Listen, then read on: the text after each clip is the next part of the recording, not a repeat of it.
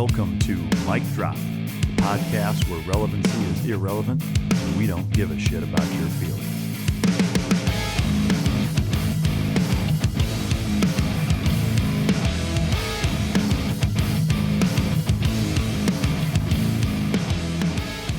Ladies and gentlemen, as always, it's both an honor and a pleasure to welcome my next guest to the podcast.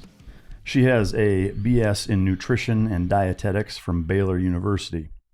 She is a functional medicine nutritionist, a motivational speaker, as well as a fitness model. She just started her own podcast and is the host. The name of that is Sheer Madness Podcast.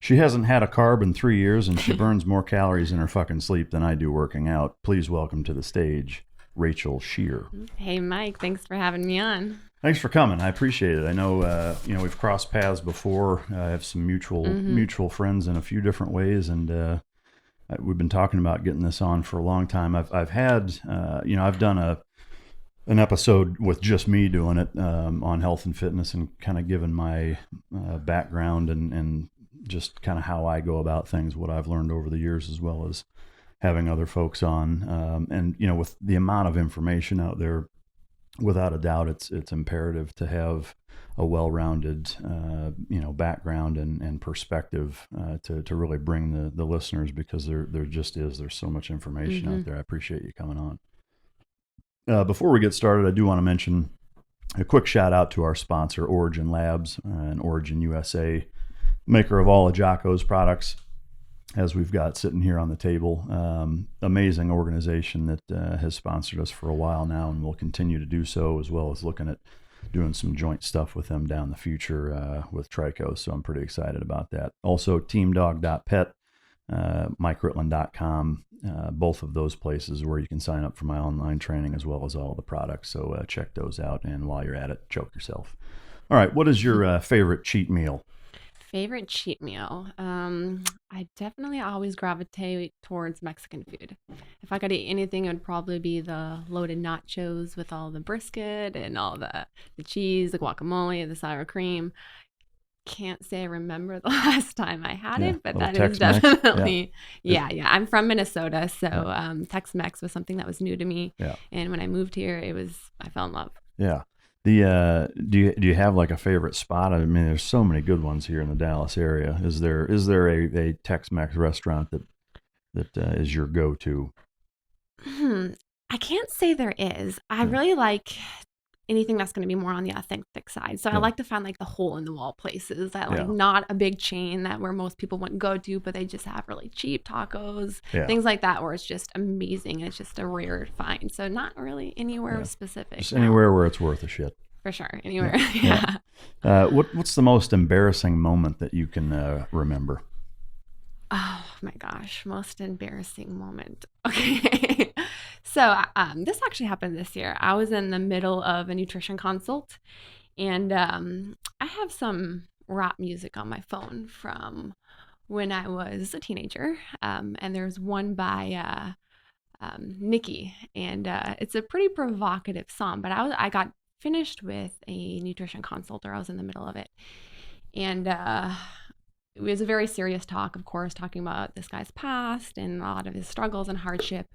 And this song comes on, somehow popped up on my phone. I didn't even realize it was on my phone anymore. But for those who, I don't even know if I can say the lyrics, but this is Mic Drop. You can say anything. Well, it's the song that goes, "For all you ladies, pop your like this, pop your pussy like this." So that popped up right now. Yeah, so that popped up in the middle of my consult. So that was immediately what came to my mind. What did he do? He laughed. He took it very well. He just kind of smiled back at me. But I was mortified in that moment because one, I didn't even realize that song was on my phone anymore. And out of every song that could have popped up on my phone, that was the one that came up. So Steve Jobs from the grave fucking with you. Yeah. That's fucking priceless. What is your favorite type of workout? There's so many of them out there. Like if you haven't worked out in a while, or you're getting back into it, or it's just, you're feeling extra fucking saucy or whatever, what is kind of the go-to type of workout? Because there's so many out there. For myself, heavy lifting, 100%. Yeah. I do zero cardio, which surprises a lot of people. Yeah. Considering even when I did my fitness competitions, I did very little cardio. We'll get into the nutrition side. Nutrition is, of course, going to be the foundation and it allows me to do so. But I would rather put all my energy into lifting weights, into building muscle. And especially as a woman, it's very difficult to build any substantial amount of muscle without having any other things to help you along the way, supplements, steroids, performance enhancing drugs. Yeah. So I just like to push my limits when it's in the gym, and I like to lift heavies, see what my body is capable of. So that's what I love to do. There seems to be a common theme with most women that I talk to as it relates to, being in the fitness industry. And that's the recurring theme is heavy weights. And, so many women use that as an excuse why not to lift is, that classic, and I'll use air quotes, I don't want to get too bulky or whatever. And it's like, you couldn't if you wanted to in most cases, right? I mean, that's interesting. We'll certainly dive into that here. Have you ever been in a fist fight? I have not. Well, with my siblings when I was younger, but I don't really count that. But nope, never been in a fight. High school, college, never been in a fight? Never been in a fight. I've pulled my sister's hair quite a few times getting into a fight. That's about it. Yeah, right on. What was your most prized possession as a child? Most prized possession. That's a tough one. Or now, if you can't think of one from a child, do you have one now? I have to come back to that one. Yeah. Give me a little bit to think Pass. About that. Well, I'll tell you mine because I know it was a guitar. I used to push a 1/2 horsepower fucking lawn boy mower all over the neighborhood to mow people's yards for $5 a yard when I was like in junior high and high school. For several years, saving up to go to this pawn shop and buy this shitty guitar and little practice amp. But it took me a couple of years to save up because my parents were like, "Fuck no, we're not buying you a guitar." I don't think they wanted to hear it. But anyway, so that to me, like, that thing was gold growing up. But anyway, enough about me. What is your morning routine? That's the question I ask every single guest, both in what time you get up, first couple hours you're awake, what you eat or not, work out or not, etc. So I'm usually up around 5:30 every single day. It's way too fucking early. Really, really early. I'll say recently I've been sleeping in around Christmas break a little bit, and sleeping in for me is probably about 6:30, 7 a.m. Yeah. I like to get up. I love my mornings. It's my me time. It's the time before life gets chaotic, before I have to go do everything else where I'm distracted. And I have the most energy during that time of the day where I feel like I'm the most focused. So I wake up around 5:30 a.m. and the first thing I try to make sure I do is not press the snooze button. And I think this is a very important concept. Pressing the snooze button, you're immediately setting yourself up for failure. You're not doing what you said you were going to do. And you're immediately creating this mindset like, I just don't really feel like it. And I always like to tell my clients, like, that 15 minutes of mediocre sleep is just getting in your way of essentially you getting on with your life, living your purpose, and doing the things that you want to accomplish during the day. So one, I get up at 5:30 in the morning. I make sure I don't press the snooze button. The second thing I do is I drink 16 ounces of water. So during the night, we dehydrate quite a bit. It's a long period to go without water, 8 hours of sleep, which we should be getting each night. So I like to drink that 16 ounces of water. It's a way for me to get rehydrated. It kind of wakes me up. The next thing I do is I take a shower. And I like to make the last minute actually a cold shower. So I'm not tough enough to do the entire cold shower thing. This is actually something I recently just started doing, was the cold shower aspect. I spend a good amount of time in the shower between washing my hair, doing everything else that I have to do. So I'll make the last minute a cold shower. And I like doing this because, one, it's very difficult to do. It's very challenging, and I love putting myself in difficult circumstances. So it wakes me up in the morning, and during that time when I'm in the shower and I'm taking that cold shower, the only thing you're thinking of is get the fuck out, get the fuck out, get the fuck out. Like, you're not thinking of anything else. So it just kind of allows me to become hyper-focused. So it helps a lot with cognitive function. The next thing I do is I get dressed and actually take my dog, Lucy, for a 15-minute walk. It's not a long walk, just a quick little walk for her to go to the bathroom. One thing I also like to make sure I do is I don't take my phone with me. I was just going to say, one of a recurring theme with every guest is like, first thing I do is grab my phone and social media and whatever. Like, I noticed Purposefully you don't do that? I purposely do not get on my phone for the first 30 minutes to an hour when I wake up in the morning, because it allows then outside to influence your emotions. I sent. How many times have you gotten up and you've read an email or a text or, looked on something on social media that just immediately changed your emotional state, and that is going to affect you for the rest of the day. So I try to make sure for the first 30 to 60 minutes, and if I'm waking up at 5:30 in the morning, nobody needs me at 5:30 to 6:30 in the morning. They can wait until then. So I try to make sure that I'm not using my phone during that time. And even when I go on that walk, no music, no anything. I just like to have that quiet time because it's going to be chaotic for the rest of my day. And during that 15 minutes is really when I try to align my thoughts. And I like to think about the things that I'm grateful for specifically, because oftentimes I think it's really easy to gravitate towards what's wrong in our life and the struggles that we're going through. But I like to use that period specifically to think about what it is that I'm grateful for. And I also like to think about what is the one thing that I can get done today that is essentially going to move the needle in my life and get done what it is essentially that I'm trying to accomplish. Almost like a panda planner mentality, right? Yeah. Have you seen those? Oh, so it's like a daily planner, but it buffers into part of it is writing things that you're grateful for. Mm-hmm. It has affirmations and things you're grateful for. It's a neat concept. I did one for better part of a year, and it's definitely kind of almost retrains your mind to think that way. But I agree. I think that's super important. Mm-hmm. Do you work out at all when you first in the first couple hours that you're up? It varies for me, my workouts. So I create my own schedule with what I do with my job.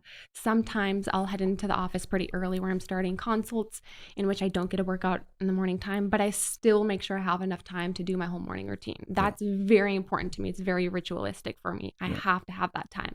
Otherwise, I'm not going to be in the right emotional state and I'm going to have a bad day. If I'm not going into my office meeting in the morning, yes, I love getting my workout first thing in the morning. If I could get in a workout every single morning, I would do it. But my schedule just doesn't always allow it. So usually after I take my dog for a walk, I'm eating a good healthy breakfast. That's obviously very important for me.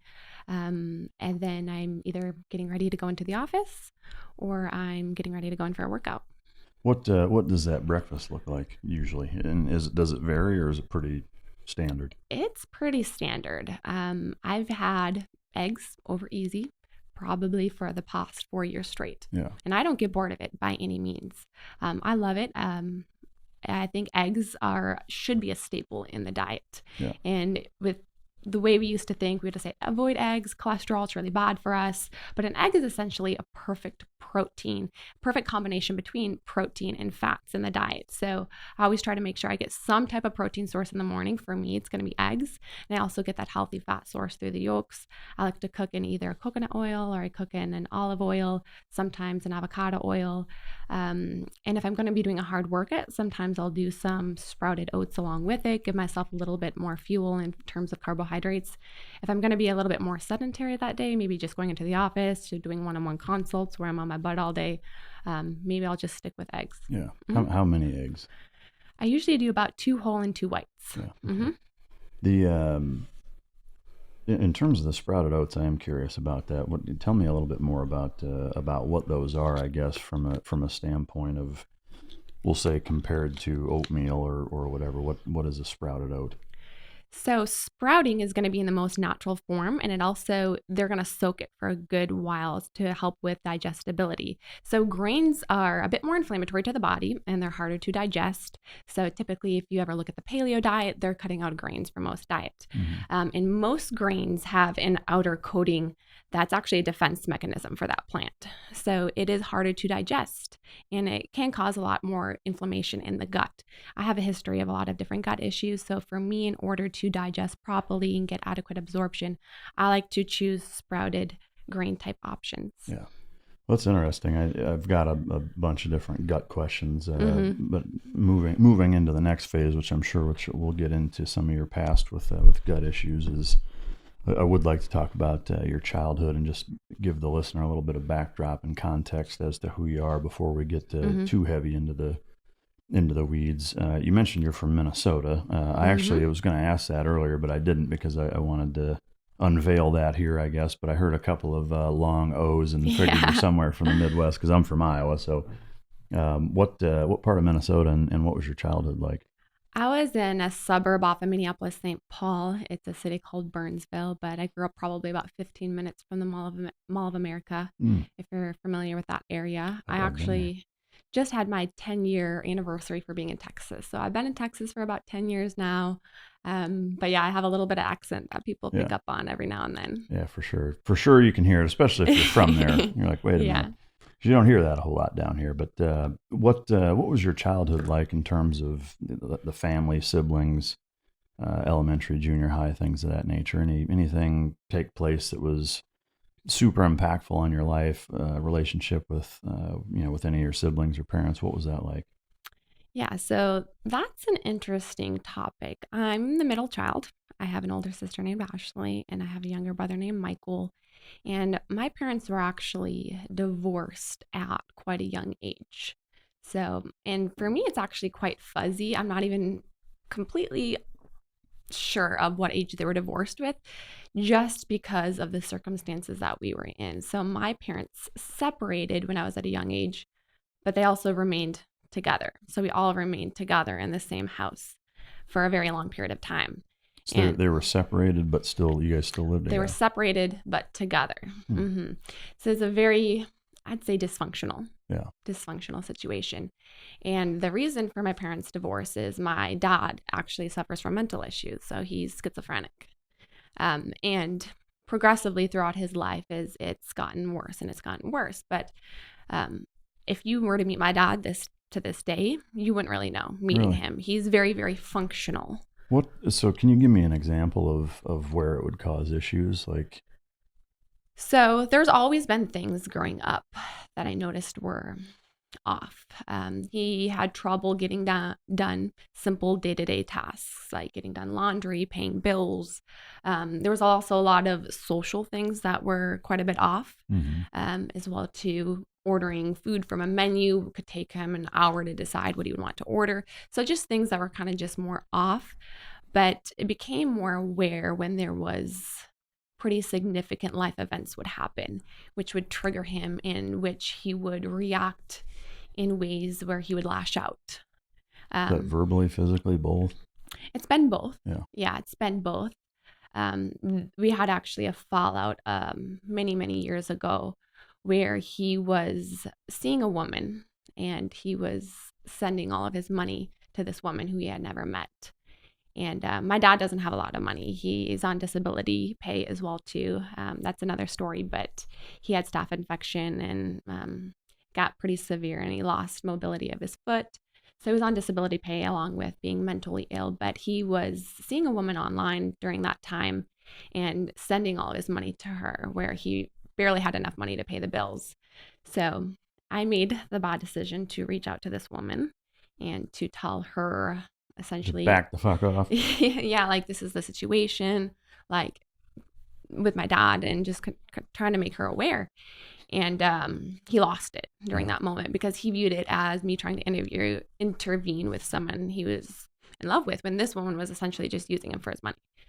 And during that time, he actually sent me some of the most horrible messages that I had ever received from someone who is your father. I was competing during the time. I was in fitness competitions, and he basically said he was embarrassed to have me as his daughter, how I publicly shame and portray my body, that he hopes that I fall on stage, and just the most awful things you could ever say to someone who is your daughter.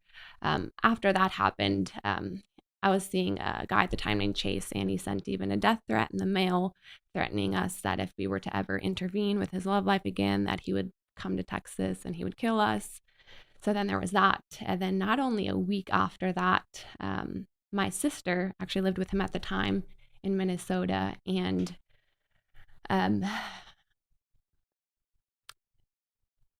she borrowed his cell phone.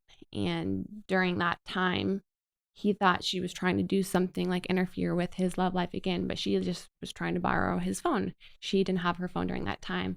And he can't walk, and she was downstairs in the basement. And he actually flew down those stairs faster than anyone ever could, not to mention for someone who couldn't walk.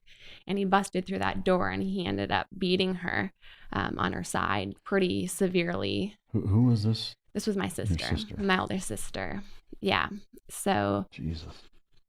And so you were there for that, or you just... I was not there. I lived in Texas during the time, and my sister lived with my dad. Yeah. She's an RN, and she was helping take care of him. But cops were called. But for him, what was so interesting is he didn't really comprehend what he did wrong. Mm-hmm. In his mind, he was spanking his daughter for misbehaving. How old was she at this time? Like in her late teens, early 20s, or 26? 26. Jesus. Yeah. And so at this living arrangement, this situation, was your mom not there then at that time, I take it, or? When the situation with my sister and all of this, the fallout? Yeah, I guess because you said that they were separated, but you still lived together. Was there a point at which your mom now moved out and your dad kind of moved on? That's what kind of enabled this to happen. When I was 16, I moved with my mom and who's now my stepdad, and my little brother to Texas, where my sister is 3 years older, and she had finished high school and she wanted to stay back for college. So she decided to stay in Minnesota and live with my dad. Okay. Mm-hmm. So then that goes all to shit. What happened after that? I mean, the cops were called and whatever. Did your sister get out of there? And yeah, oh yeah, she definitely moved out after that period. My dad, it was a long process. We didn't want to file charges against my dad. He even hardly remembered the event. He just couldn't understand. And this is why mental illness is something that I have a lot of empathy for. But after that, we just wanted to get my dad help ultimately. I think that's hard for a lot of people to understand. If you could speak to that a little bit, and that, you hear that a lot, whether it's, women that are abused by husbands or partners or whatever, is that there's oftentimes a reluctance, for that accountability component. And, what is the train of thought there? What can you, light can you shine on that as far as, what that mental process is like? Because I mean, to me, there's a certain level of accountability that everybody has to be held to. Well, the way we viewed it is sending my dad to jail or whatever the repercussions would have not have helped him by any means. It wouldn't change anything for him. So we wanted him to get help from a mental standpoint. That's ultimately all that we wanted.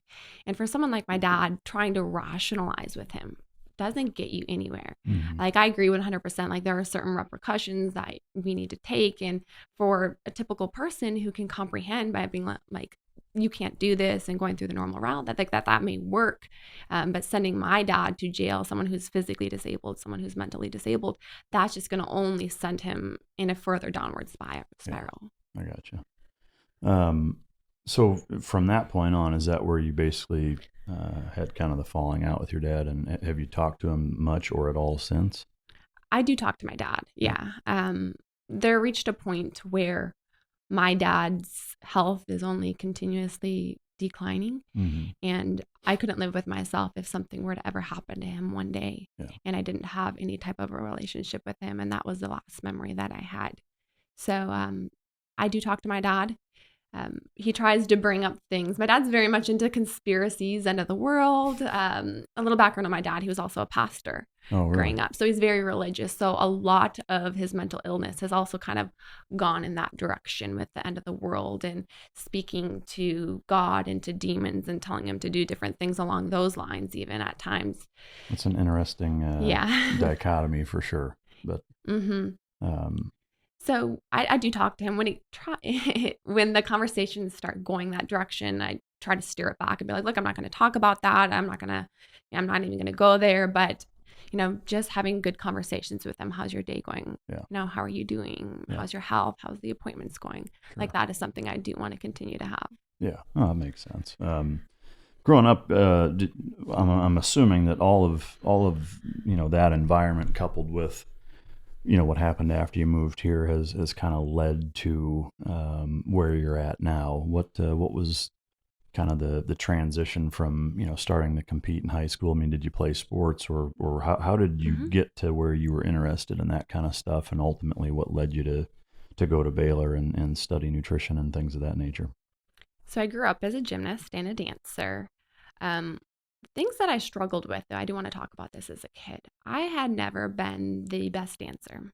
I was never the best gymnast. I actually have felt like I always had to work so much harder than the average person. Memory has never been a strong suit for me. What would take one girl to learn a dance routine in 2 hours would take me 2 weeks to learn. Um, but I would learn it. I would video it. I would go home and I would take those 2 weeks and I would learn it.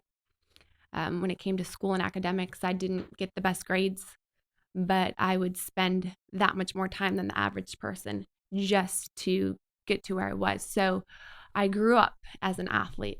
I was never the best athlete, but I think what my childhood cultivated within me was a drive and a determination and an ability to work harder than anybody else in the room. I was never the smartest or the best dancer or the best athlete, but I always would work harder than anybody else.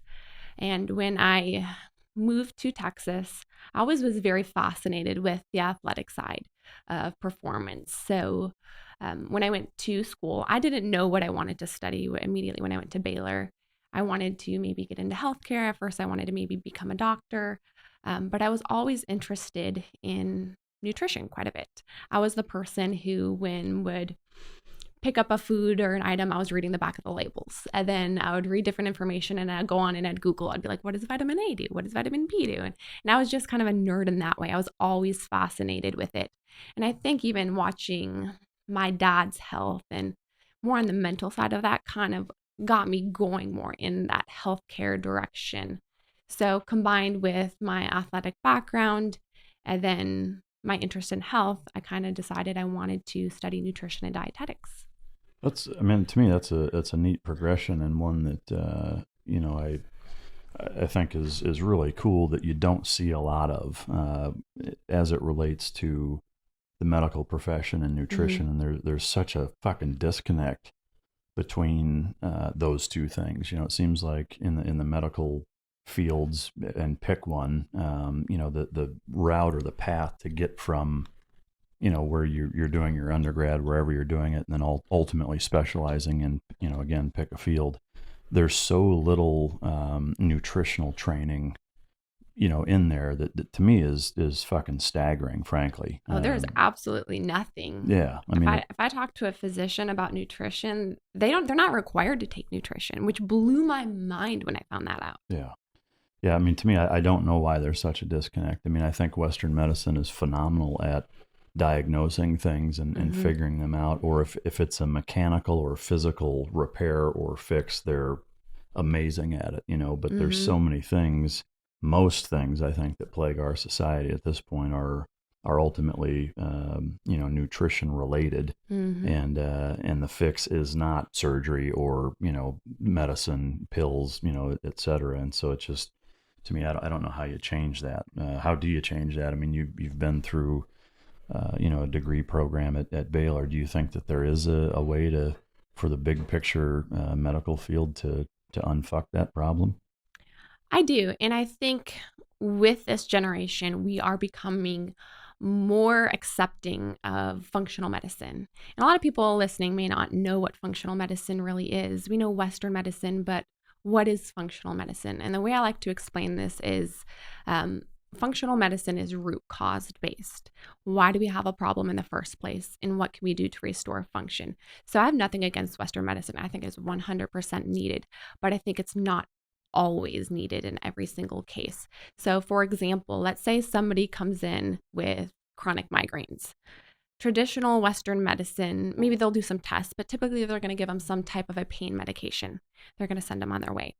Functional medicine says, let's try to figure out why we're experiencing these migraines. Let's do testing. Let's look at hormones. Let's look at adrenals. Let's look at your vitamin, your mineral status. Let's look at the lifestyle. Let's look at all of these other factors and try to get to the root cause. Same thing with maybe a diabetic. A diabetic goes into a traditional Western medicine doctor here's some insulin, here's some cholesterol medication, here's some metformin, all of these different medications. So it's more of just a band-aid approach to an issue, where a functional medicine physician, nutritionist will look at the person who's diabetic and says, why are you diabetic? It comes down to what? Your lifestyle, your diet, your lack of exercise, what you're putting in your body. So that's really what we need more of with our current culture. And I love that we are becoming more accepting of Western medicine. So I do see that change, but I want people to become more aware of it, that medication is needed 100%. Someone who is fighting a disease, somebody who has severe chronic illness, there is a time and a place for medication, but it should not always be our first go-to. Yeah. So was there something that happened when you first, you're a self-proclaimed nerd, as it relates to the nutrition aspect? What was that kind of light switch moment for you when you were going to school that you said, you know what, I want to focus on nutrition? Or was there one? So, from just being like the nerd, I started actually picking up weightlifting when I was in college, and I fell in love with it. Just growing up as a gymnast and as an athlete, it was a way for me just to showcase my mindset and to push myself to an extremes. And then I started learning more about nutrition on that side of it and how it kind of went hand in hand. And for me, it was an outlet for me. It was a release, but it was also really a way for me to build confidence and to develop that. So I started doing fitness competitions after that. And it was something that I found out I was really good at. When it come to weightlifting, when it come to fitness competitions, and being able to just tweak my body to these extreme places, I loved it. So it's something that became a hook for me and I became very passionate about. So for me, nutrition started out, as I would say, a little bit more on the physical side, more on the athletic performance side, but eventually it grew into what it is now, which is more on the functional medicine side. Was I can only assume, having a gymnast background plays 90% of the role in being good at the fitness competition stuff, correct? Oh yeah, for sure. Can you still do like a muscle up on rings? Or? A muscle up, I can definitely do pull-ups. I don't know about a muscle up anymore, but I used to be able to do the back flips and all of those different things. Yeah. Yeah, that's good shit. Well, so once you decide that's the path, you're at Baylor, you specialize in dietetics and nutrition. One thing I'm curious about is kind of the difference between that traditional schooling and kind of where you're at now. Like, how big of a disparity is there between what you learn there and kind of how it really is? No different than any other line of work, where you're going to school for something. There's a bunch of shit that, in theory is taught in classrooms, but then, is there as big a disconnect between a BS in dietetics as there is getting your medical degree and having no functional nutrition background? Like, is there that big of a disparity, or is a lot of what you learned in that degree program stuff that you apply with your clients day to day now? I'd say it's a little bit on both sides. There is a lot that I learned at Baylor that I can honestly say that I do not agree with when it comes to nutrition. Well, yeah. So I guess that's kind of my question is, no different than Western medicine as it relates to the medical field. Like there's such a disparity, or it's very one dimensional, maybe is a better way to say it. Mm-hmm. It sounds like, even in, big college universities, there's a lot of that disconnect, even in the just straight nutrition field, clearly, right? It's very textbook based and it's very old school. And the thing is about nutrition, it is continuously evolving. It is not something that is like, this is all the information we have and it's permanent. It is continuously evolving over time. And so a lot of the information that I learned at Baylor, it was good information and it created that foundation. And especially when you major in nutrition dietetics, you're also on the healthcare side. So I learned about tube feedings. I learned about food science. I learned about, the food industry. So I learned about more than just weight loss and just nutrition and athletic performance. It was very well-rounded. I actually worked for Cook Children's Hospital immediately after I graduated. So I did some on the clinical side and working with kids who had cancer, burn victims, that type of nutrition, which a lot of that, the tube feedings and going that direction, that is going to be very valuable information. And you do need to go to college in order to learn that, to become that type of a professional. But a lot of the textbook information that we learned at Baylor, I would say in terms of athletic performance, in terms of weight loss, in terms of just overall macronutrient intake, I definitely don't agree with all of that. Yeah. Could you give a couple of like big ticket examples of that where maybe it's even, kind of we'll call it understood mainstream wise, or it's wildly accepted by our population that you just say, no, this is total bullshit, that you learned there, that you've kind of learned hands-on in your practical application, that it's a crock of shit? Yeah. So let's go look at the food pyramid. Yeah. And that was something that was very textbook based. So the old food pyramid, or which is now my plate method, but it used to be the food pyramid. And the entire bottom of the food pyramid was what? All grains and carbohydrates. And you just heard me talking about how grains are very, very inflammatory to the body. And we wonder why so many people are overweight nowadays, because of the foundation of what their diet is carbohydrates, it's grains, it's breads, it's processed food items. And then next they had vegetables, and then they had fruits, and then they had protein sources. We're way at the top. And I think they also had a fear for fats. So we have engraved in people's mind that fats are bad for you, like avoid fats. People are afraid of like fats are going to make them fat, I think, or it's cholesterol is going to lead them to have high cholesterol, which we now know that fats are essential. Like going back to the egg for breakfast, like protein is always paired with a fat in nature. And there's a reason why. It is how it was made to be, where all these other processed food items, the breads, the pastas, all those different things, the sodas, the chips, all of those were man-made. That's the problem that we need to remove from our diet. So I'd say just the traditional nutrition approach was what was widely taught of, eat a bulk carbohydrates and breads and pastas and all of these different things, and, avoid fats, which is very much not accurate as we know nowadays today. Yeah.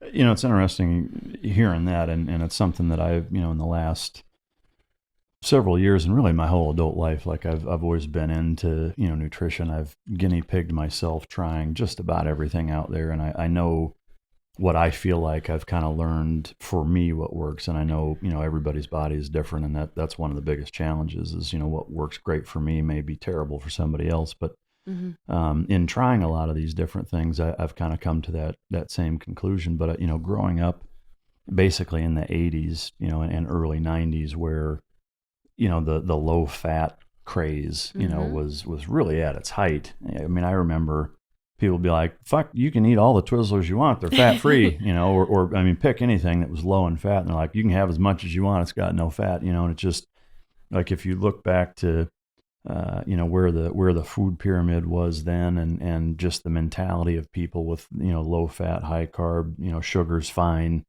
type of mentality. And then you see the correlation of now obesity and heart disease and type 2 diabetes and, that cause and effect relationship. It's staggering that, an institution that's as well funded as the FDA, is as fucked up as it is, and I know that there's a lot of politics involved, and there's, our nation's agriculture being, really the spine of our economy in some ways. And, there's a lot of complex social issues that, are completely unrelated to health and healthcare that go into some of the decisions they make, which I couldn't disagree with more. I mean, I think it's just total bullshit, but, having lived through that and then seeing kind of where we're at now, it's amazing the difference in mentality and the different things that I've learned, again, through me doing it myself, just really, contradict most of what was put out then.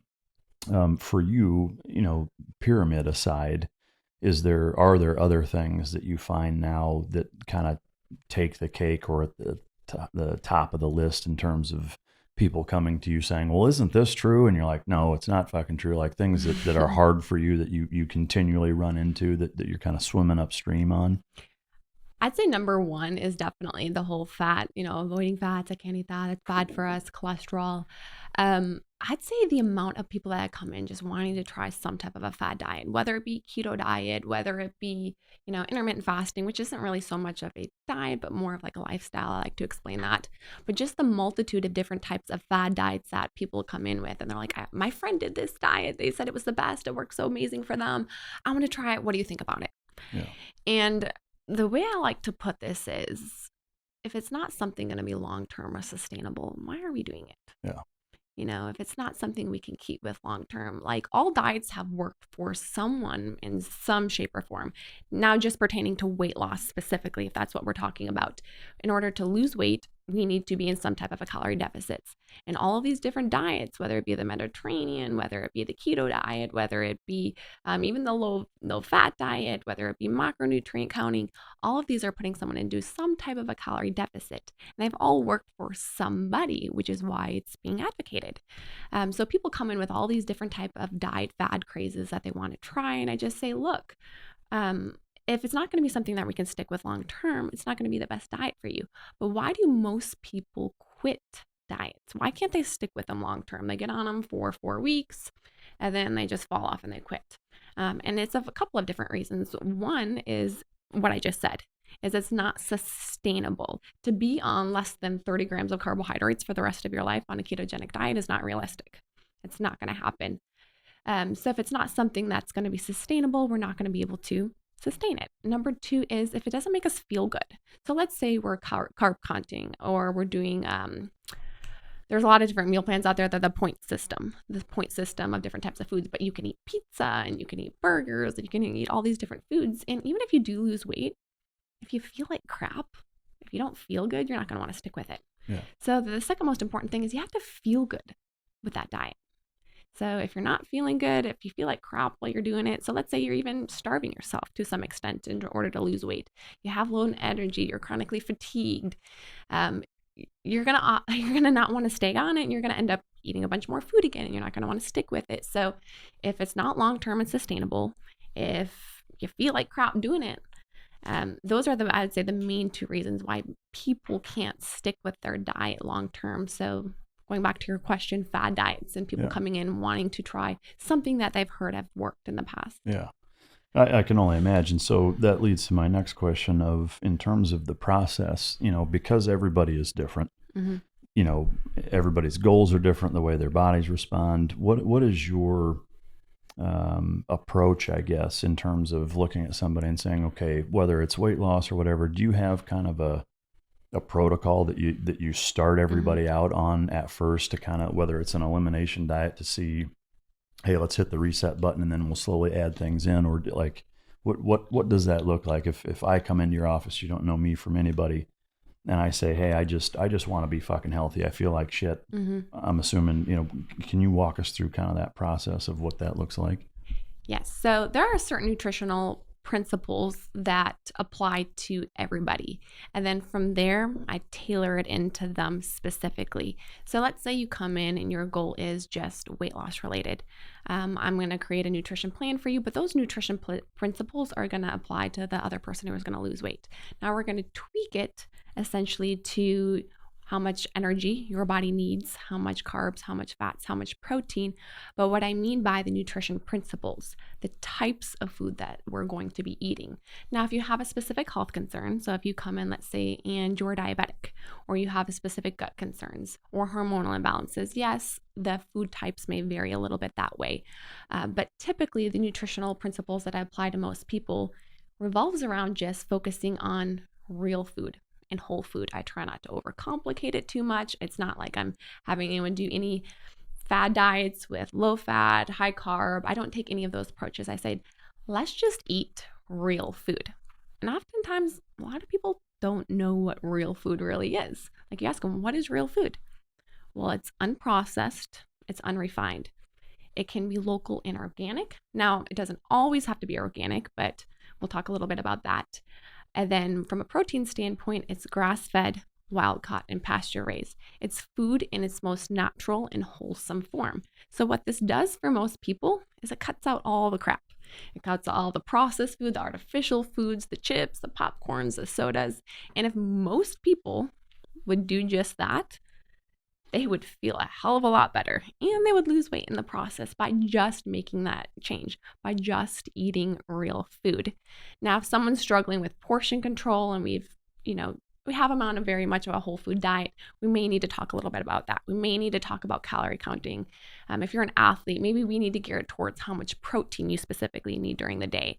But for most people, if I can just get them on a whole foods diet and just cut out all the crap, instead of saying, don't eat this, don't eat this, don't eat this, let's just focus on eating all of this, they will get really good results. Yeah, for sure. And I mean, to me, the big question I have then is from a sustainability, it's one of the biggest questions you ask, is it for those people that are hooked on whatever, whether it's sugar or caffeine or sodas or, pick your poison. What is your strategy other than, because my strategy is pull your head out of your ass, like if you don't have willpower, stop being a pussy about it, which, some people are like, yeah, okay, that makes sense. Most people are like, well, fuck, it's not that easy. What is the approach on your end as the practitioner to help, let's say you got somebody that comes in that, is overweight, like their lipids are completely fucked. Their joints are killing them. They're bordering on pre-diabetic or bordering on type 2 diabetes. Like they're just a fucking mess. Mm-hmm. But, they're eating desserts with every meal. They live off of diet soda or Monsters with sugar in them, whatever. They've got all of these things that they're basically addicted to.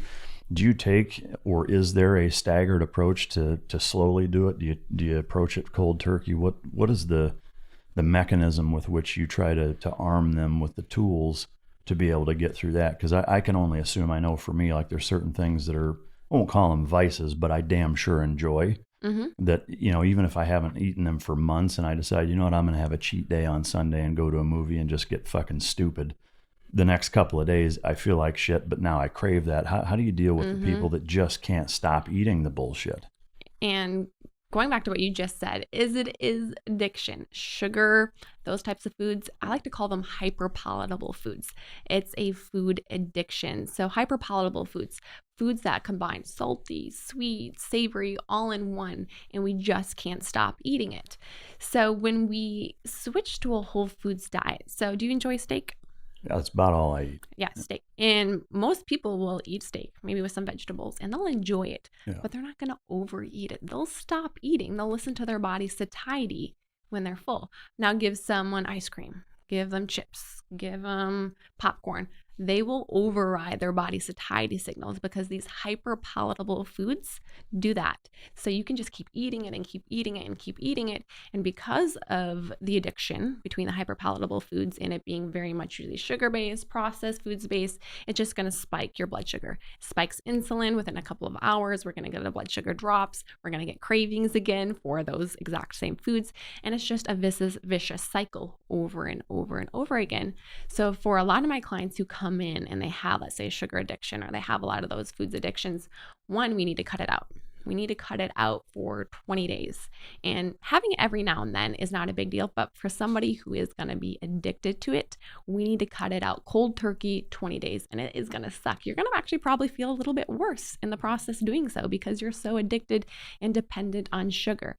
But I always say, I promise you, give me 3 weeks and you will stop having those sugar cravings. I myself used to be a big sweet tooth sugar craving person, and I had to have it after every time I ate a meal. I just was like, I need something sweet. I need something sweet.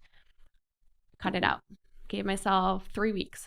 No longer crave it. I no longer have, honestly, really any cravings for anything because of the foods that I'm putting into my body. They satisfy me, but they don't make me have all of those cravings and temptations. And really, if you kind of think of cravings, there are things that you recall from memory. If it's something that you've never eaten, if you've never had ice cream in your life, you're not going to crave ice cream. So when you cut it out for an extended period of time, those cravings are going to dissipate as well too. I know for me they have. I mean, for the last 5 months or so, I've been eating a certain way, which we'll get into here in a minute. But I remember early on, and like I said, I've tried everything. So I've been through this song and dance a number of times, and I can certainly attest to that. This has been the longest I've probably gone without eating really any sugar of any kind for months. And like I remember early on, like I'd go into a convenience store or whatever, and I'd just be like, fuck, those Twix look good. Or, how about a Reese's peanut butter cup or 12, and would walk by just like, God damn, I wish I could have some of that or whatever. But now, like, I don't even look at it. I don't think twice about it. I don't crave it. I don't even think about it. And similarly, I eat very, very much that way of eating really nutrient dense, clean whole foods, and I eat some carbohydrates, but not a lot. And the ones that I do get are very low glycemic, usually, fermented or pre-digested to some extent, soaked, et cetera. But, I'm astounded, frankly, at how good I feel talking about, whether or not you can stick with it if you're not feeling well. I know for me, like I did it basically not as a bet or a dare. It was just hey, try it for 30 days and see what happens. It was like, fuck, all right, I can do anything for 30 days type of thing. And I did. And at the end of 30 days. You don't miss it. Yeah, at the end of 30 days, I was like, I'm not going to stop doing this. I feel really good. And it's compounded every month. It's going on almost 6 months now of eating that way.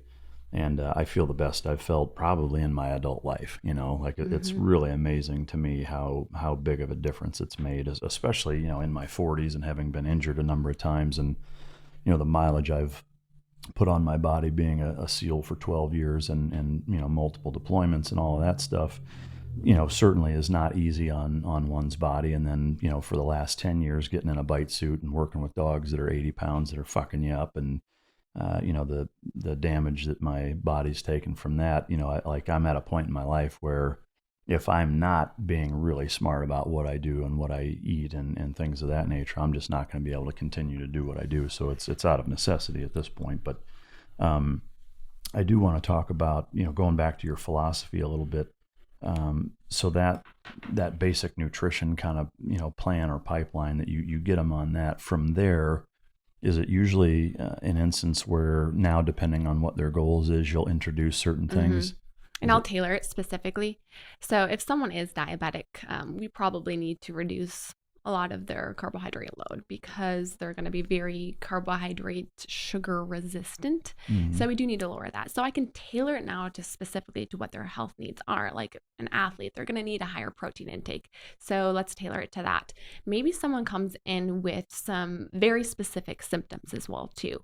Maybe they have a lot of chronic inflammation and I want to gear it towards an anti-inflammatory type diet, which actually going more towards a whole food diet kind of is an anti-inflammatory diet, or at least it's the starting point, but I can gear it and tailor it towards. So I do a little bit more than just weight loss and addressing people who are diabetic and all of that. I'll look at specific health conditions, whether it be hormonal imbalances, whether it be specific gut issues, which gut issues has been my area of expertise because of a lot of the things that I went through with my own gut issues, which I'm sure we'll get to. But I get people who actually fly in now from other states wanting to work with me specifically on gut health and nutrition related to that. Yeah.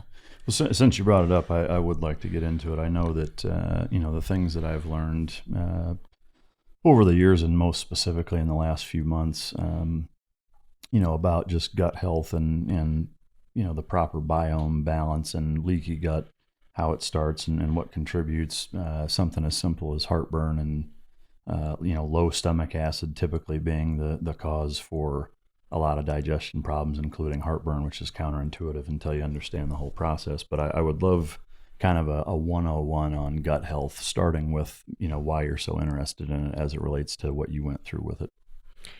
So when I was competing, as I mentioned before, I got into the fitness and the bodybuilding competitions. I was putting myself into a very deprived state, and competing in itself, I know we look at it from the outside like it's healthy. I promise you, it is not healthy. It is not healthy. There is a difference between getting to bodybuilding, physique ready type health competition ready versus just focusing on overall health. So when I was competing, and I was actually on my 4th year of competing, I started to get a lot of different health issues actually. And I had amenorrhea. So I had basically no hormones at that point, because when you have such a low percent body fat, basically your body does not have enough fat reserves to reproduce. And it's also trying to conserve as much energy as possible. So as a female, it just shuts down your menstrual cycle completely. I know every woman's a little different. Is there kind of a range or a ballpark percentage where that generally starts to take place? It does range for each woman, kind of what their set point is. For most women, it's going to be around that 10%. For me, I was able to even get to about 8%. And once I hit that point, my body was like, nope, I'm done. Thyroid issues as well, too, are a big part of it. So I started to get hypothyroid. So your thyroid's your metabolic powerhouse. So it wants to conserve energy. So what your body is saying is, I don't have enough energy. I'm going to make you really cold.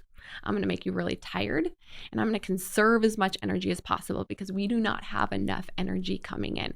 So your thyroid lowers, and then you feel like crap because of that. You have low energy. A lot of people gain weight even during that point when they get low thyroid.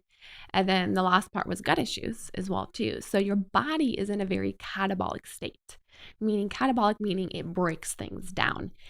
Your gut lining and your immune system lowers in the process too. So you're more susceptible to gut pathogens and illness. So I found myself getting sick quite a bit. And it was actually my 4th year of competing, and I had just actually won first place. I had won first place in my competition. I was so excited. And I went out to dinner that next day.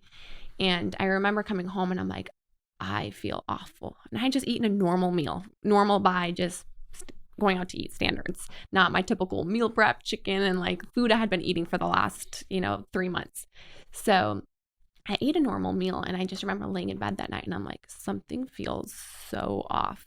My stomach was like distended, like it looked like I was like 6 months pregnant, and I was in so much pain. And ever since that point, it was never the same.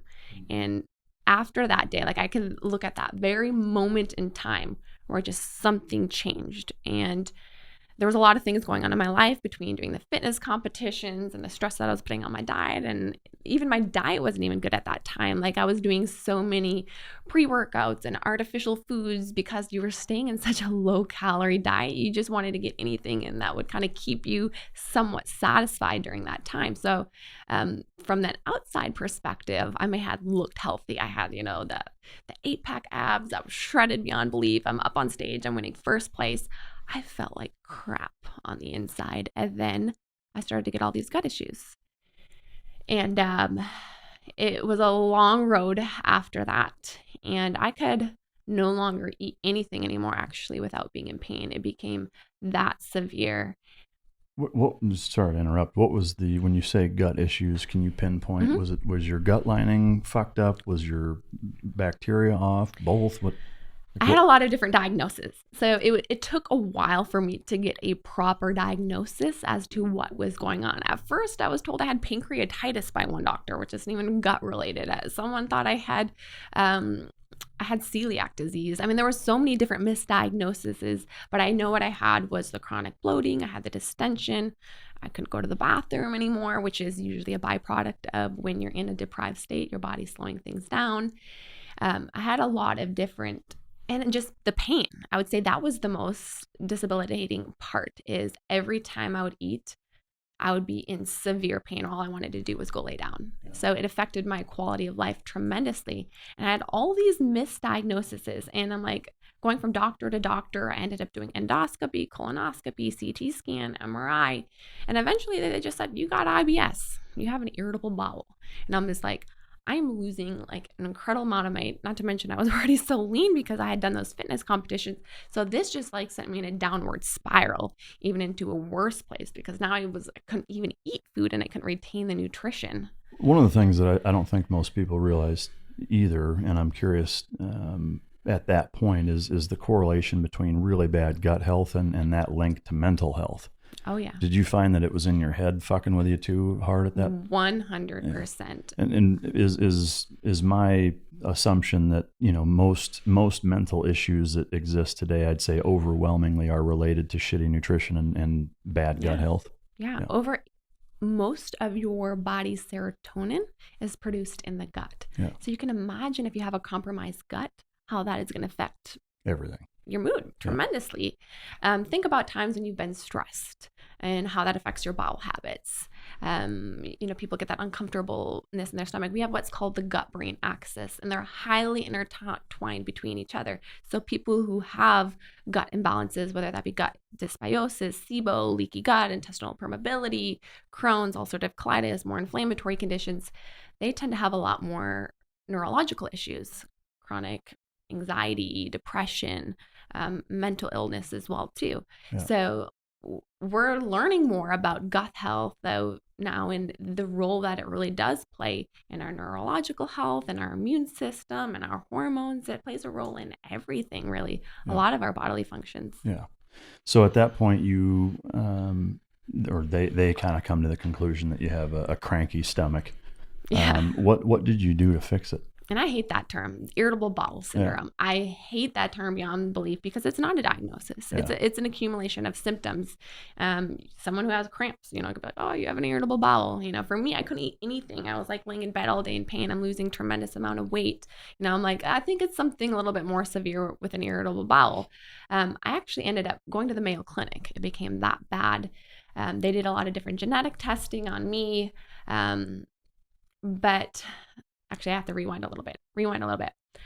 I ended up going to a colorectal surgeon's office, and he told me that we needed to cut out my entire large intestine. So his solution to the problem was to cut out and just take out my entire large intestine. Give you a fucking colostomy bag or what? So there was a chance that I would have to have an ostomy bag, which is essentially you're going to the bathroom from a hole in your stomach into a bag. But what they wanted to do was to connect the small intestine to the rectum eventually. That's great for first dates, by the way, right? Excuse me, I gotta go change my shit bag. Yeah, so that was his solution to the problem. And I remember sitting there in that doctor's office, and I was with my boyfriend at the time, and I was with my mom, and I was like 100% ready. I was like, okay, let's do the surgery. I was in much pain. Mm-hmm. I was in so much pain. I was like, I just want to get on with my life. Like, I felt like, to me, because I was a nutritionist, I was a fitness model. I mean, my whole life was like revolving around health and athletics and all of that. For me, this was like the worst thing that anybody could have ever told me. How old were you at this point? I was 24. Wow. Crazy. Yeah. I'm 24 and they're talking about taking your intestine. All right. So yeah. So you're like, okay, let's do it. And then what happened? Well, my mom actually asked them, she's like, is there any way that she could ever regain the function? He's like, no. He flat out said no. She's like, nope, she's had this and this is going to be like this forever. And I don't even know what came over me in that moment. A lot of people ask me, like, what came over you in that exact moment? Because I said no. Just something came over me in that moment where I said, you know what? This does not feel right. This does not feel like the route that I'm supposed to go. So after that, I ended up going to the Mayo Clinic, which was where I was going with it. And they did a lot of different testing. They did a lot of different genetic testing. I didn't get any answers to what was going on specifically. But what I did get is they told me that if they were to have cut out my large intestine, that it was a very old-fashioned surgery, that it usually helps people improve for a quality of time. But our bodies are so smart. Essentially, your small intestine starts to adapt and starts to take over and doing the same functions that your large intestine does. And now you're left without an entire organ, and you still have the same issues that you had before. So they told me that would have been the worst thing that I could have ever done for myself. So did you go punch that doctor in the nuts or what? I did not. No, I didn't. So I found confirmation that that was not the direction to go. And I didn't really get any answers as to what was going on. But after that period of time, I said, you know what? I lost trust in most doctors. I had no trust anymore. And I said, I got to figure this out myself. I don't know what's going on. So at that point in time, I became laser focused on gut health. At this point, did you have your degree from Baylor? Mm-hmm. Yeah. So to me, there's some irony there, right? Right. So yes, I had a degree in nutrition and dietetics. Knew nothing about gut health though. Yeah. Nothing about gut health and nutrition. Knew nothing about how hormones had a role in all of that. I just knew the basic textbook nutrition, of course, that was taught to us at Baylor. So I started researching, and by I mean researching, I spent hours and hours every single day learning everything that I could about the gut microbiome, food sensitivities, intestinal permeability, or leaky gut. And I did a lot of different elimination diets. I kind of used myself as a test subject. So I did various elimination diets. I focused on various healing protocols. And it didn't happen overnight. And it definitely didn't happen over a couple of weeks, or even a couple of months. But over time, my body did slowly begin to heal, and I could go a while without having a bad day. And then I would get, some episodes here now and then. And then I could go maybe a month or two. And that was incredible. That was the best place I had ever been. And then eventually I just stopped having any issues. So is there kind of a few key principles that contributed to that you could cover? Like what was your game plan in approaching So that? I focused specifically on the gut microbiome and the intestinal epithelium, which is the intestinal epithelium has junctions that line the gut. So over time, whether this be because of diet, whether it be because of medications, whether because of stress plays a huge role as well too, they become weakened and they separate. And we get what is called leaky gut or intestinal permeability, in which we get toxins and other products that leak through the gut lining, and we get an immune response and we get chronic inflammation. And that can lead us more susceptible to gut pathogens, to other things to overgrow in the gut, for bacteria to overgrow, for yeast to overgrow. It can lead to a lot of other different things, food sensitivities not to mention. So there was a lot of other things, what I believe was going on. So focusing on the gut microbiome specifically, I had to really, really tune into my diet. So I cut out anything processed or had artificial added ingredients. And I had a pretty good diet before from what I thought, but if you look at a lot of protein powders, there's things like sugar substitute, there's gums, there's fillers, there's all these things that aren't real food sources. Yeah. So I became very, very specific, even when looking at almond milk. Most people look at almond milk and say, this is a healthy option. It's just almonds. It's almonds, it's xanthan gum, it's guar gum, it's all these other different things, even condiments. So I became very, very picky of anything that could have a negative effect on my gut microbiome. And I don't think everyone needs to do that, but I was in such a compromised state that I had to.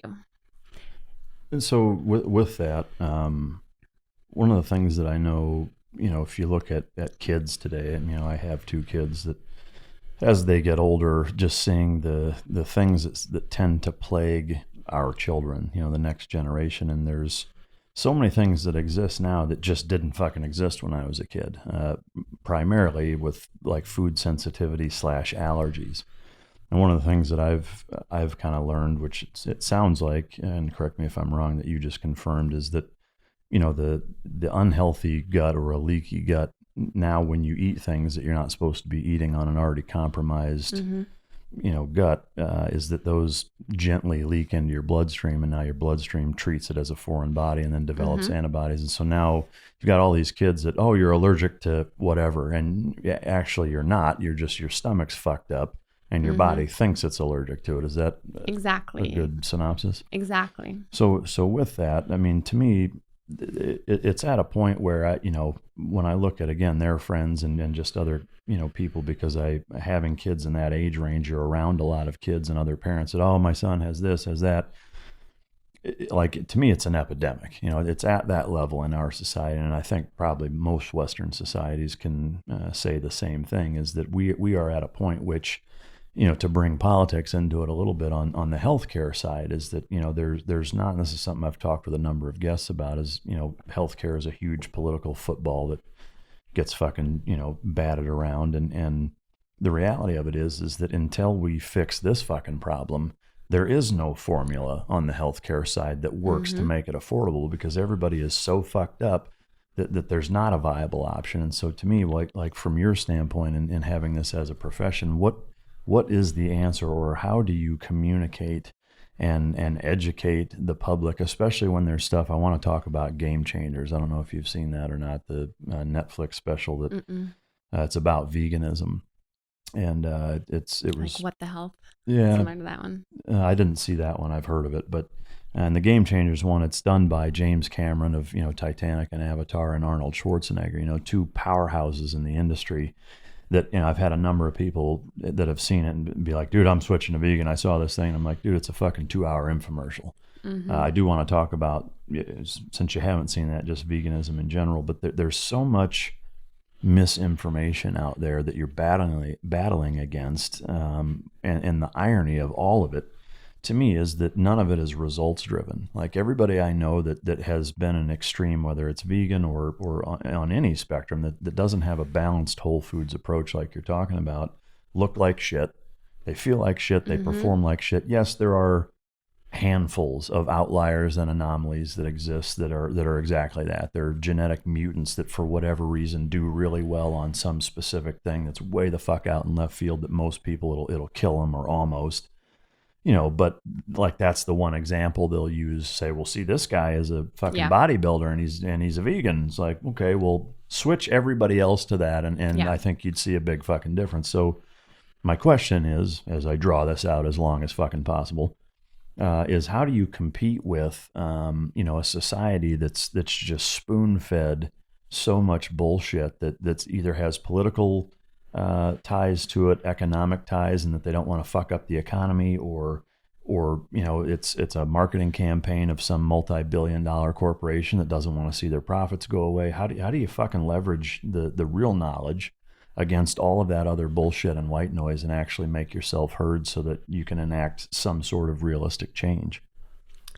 That's definitely a difficult question. I would say it comes down to education, of course, and making more people aware.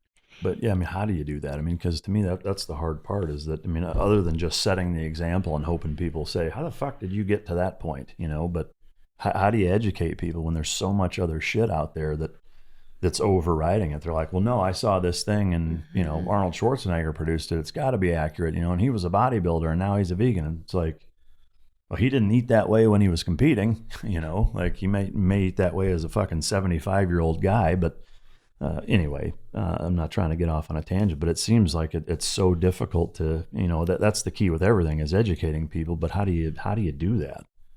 Yeah. And that is what's hard is it's hard to also run any type of clinical type experiment when it comes to nutrition to get that type of a group testing involved to actually see the outcome based off all those different things. But coming from education and coming from creating an example for everybody else, I recently did a Instagram video about not so healthy health foods out there. And really, we all need to look at it like the food industry. It's a business like everything else. It's a business. Their intention is to make money, and they're making us sick. And they're making us sicker and sicker, which is why I take the whole foods approach. Because when you go down the aisle and you're looking for vegetables or you're looking for fruit or you're looking for protein sources, they don't need an advertisement around it. They don't need to convince you that they're healthy. You go down the cereal aisle and they're yelling at you, I'm high fiber. They're trying to convince you that it's healthy for you by one thing. This one has fiber. It's so good for you. Eat it, eat it, eat it, eat me. Yeah. And it's a business and it's an industry as well too for them designed to make money.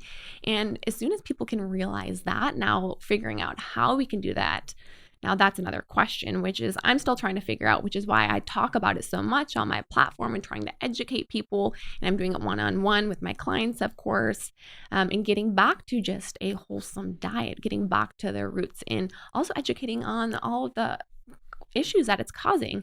So Kellogg's cereal, for example, Kellogg's actually created cereal with a very good intention. He created it during a time of a famine in order to help people gain weight because we had no food resources around. So Kellogg's cereal was created with good intentions, but then it became a staple in people's diet when it traditionally had been things like eggs in the morning. That was the staple. Now it's cereal. It's processed, it's artificial.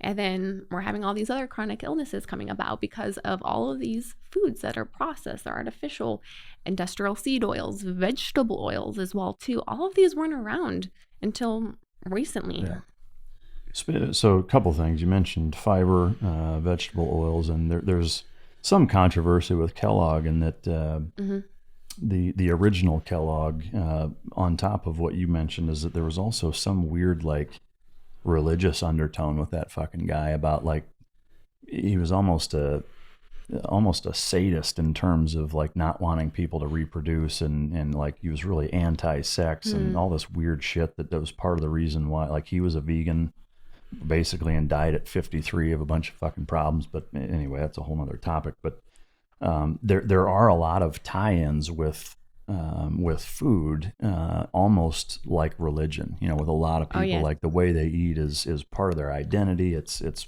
how they live. It's who they associate with. Like they're so passionate about it, which is great. But a lot of times it seems like it's so ill-funded in terms of actual knowledge, and it's cult-like. Yeah, I mean it's more like it's almost like a mental illness that like they're enabling certain things. It's fucking weird. But you talk about oils, right? Yeah. And that's one thing again that fairly recently, like something as simple as like cashews, right? Like you look at cashews, and most of them that you can buy, most people think, oh, cashews, it's good fat and whatever, but almost all of them that you can buy haven't been soaked, and they've been roasted. And they've been roasted and covered in some sort of shitty vegetable oil. So as an example is that they're, and same with like salad dressings and condiments, like so many of them have soybean oil or canola oil as their main ingredient, and that shit is fucking poison. I would love for you to give a way more educated than my dumbass approach on the different oils and basically why they're poison, toxic, how the body treats them, and why they're so bad. Because that's one thing that is in so many fucking products that I think a lot of people think they're eating something healthy and they're actually not. So industrial seed oils and vegetable oils. This could also be soybean. This could be rapeseed oil. This could be different type of base seed oils. Vegetable oils, of course, is a big one. Safflower, sunflower. All of those are going to be industrial seed oils, vegetable oils. And these are very pro-inflammatory fatty acids. So they promote inflammation within the body. And not only do they promote inflammation, they also lower the anti-inflammatory fatty acids within the body. So anti-inflammatory fatty acids, these are going to be coming from monounsaturated and polyunsaturated fatty acids. These are the good fats. These are the fats that we need in our body, that we need to be getting, which is why when people went through the whole low-fat diet, they cut out all the good fats as well too. So monounsaturated fats are going to be things like avocados, maybe avocado oil, olives, and olive oil. This could be nuts. But oftentimes we take nuts, like you just said, and we make them unhealthy by the oils that we're roasting them in, that we're putting maybe sugar or other things on them as well too. So nuts in itself, like real nuts, tree nuts, almonds, cashews, those are actually good, healthy fat sources, but then provided they've been prepared properly. But then what do? We modify them. Yeah. Polyunsaturated fats. So these are going to be like fatty cuts of fish, salmon, tuna, mackerel. Those all could be options.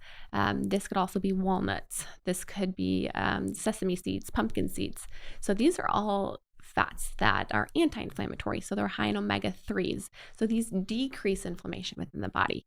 But most Western diets have way more of the omega-6s, the industrial seed oils, the vegetable oils, because those are in all the convenience foods. They're in the prepackaged items. They're in the snacks. They're in the salad dressings like you talked about. You're eating a salad and you think you're maybe eating a healthy option. You're like, oh, I got a great salad with all the vegetables and everything in it. But then you take a slurry of canola oil and sugar and you load that all over the top, and it's not so healthy anymore. Yeah.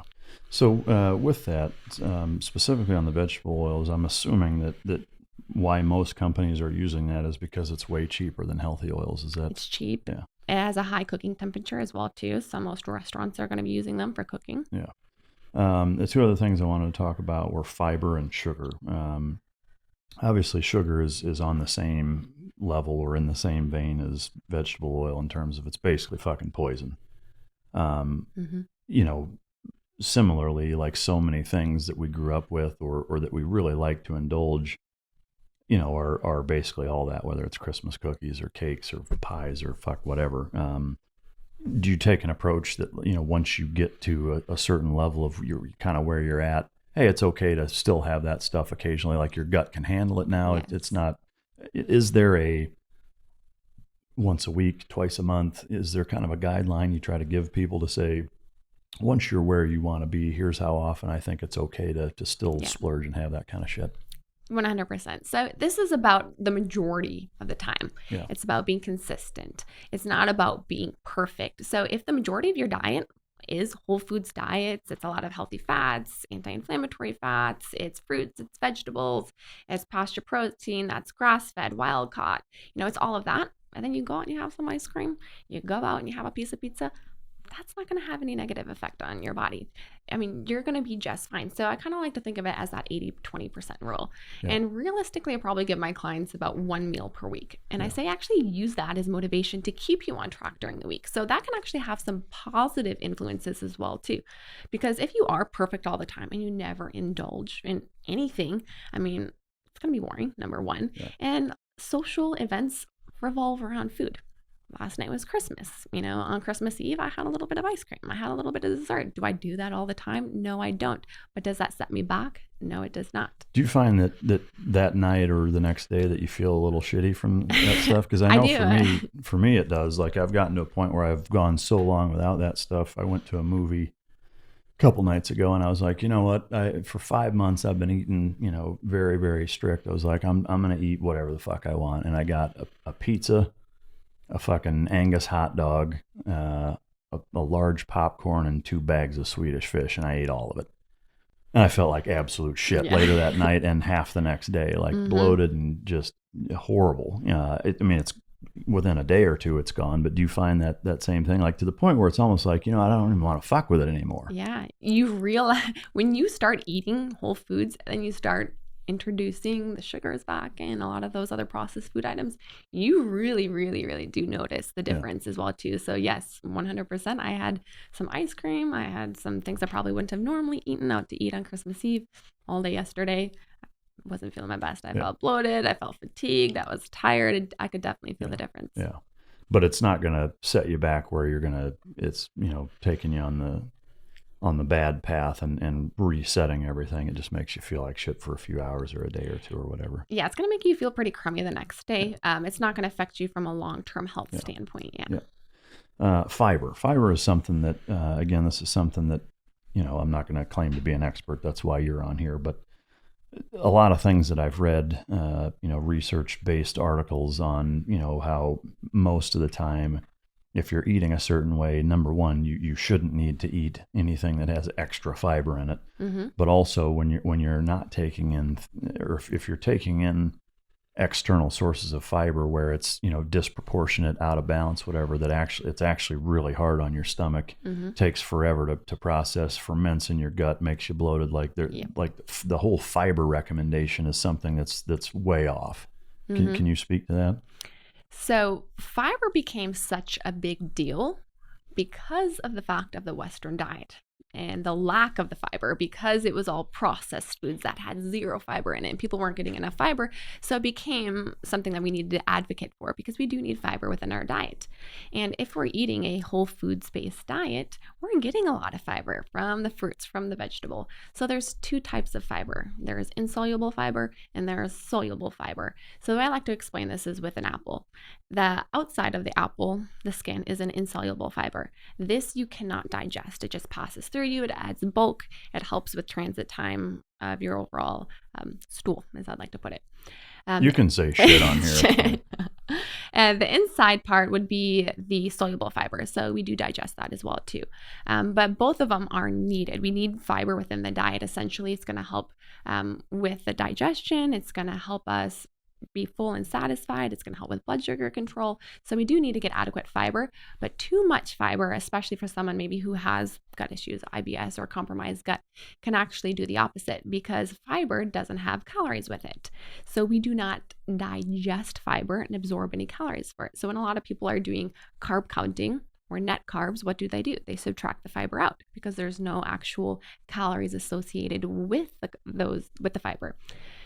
So when we're getting too much fiber or you have a compromised gut with the fiber, we don't digest the fiber, but the bacteria in our gut will digest that fiber. So when the bacteria in our gut, so let's say we have an imbalance and we have a bacteria overgrowth, is digesting a lot of that fiber, it creates gas. It produces hydrogen gas or methane gas, and that expands as we digest the fiber. Essentially, or I should say the bacteria digest the fiber. And that expansion in the small intestine and the large intestine causes the bloating, the distension, can also cause other GI habits such as constipation, diarrhea for a lot of people. So fiber is kind of like we want to get fiber, which if you're eating very whole foods based diet, you will get enough fiber, but you also don't want to overdo the fiber because yes, you're going to be bloated. You may get other GI symptoms as well too.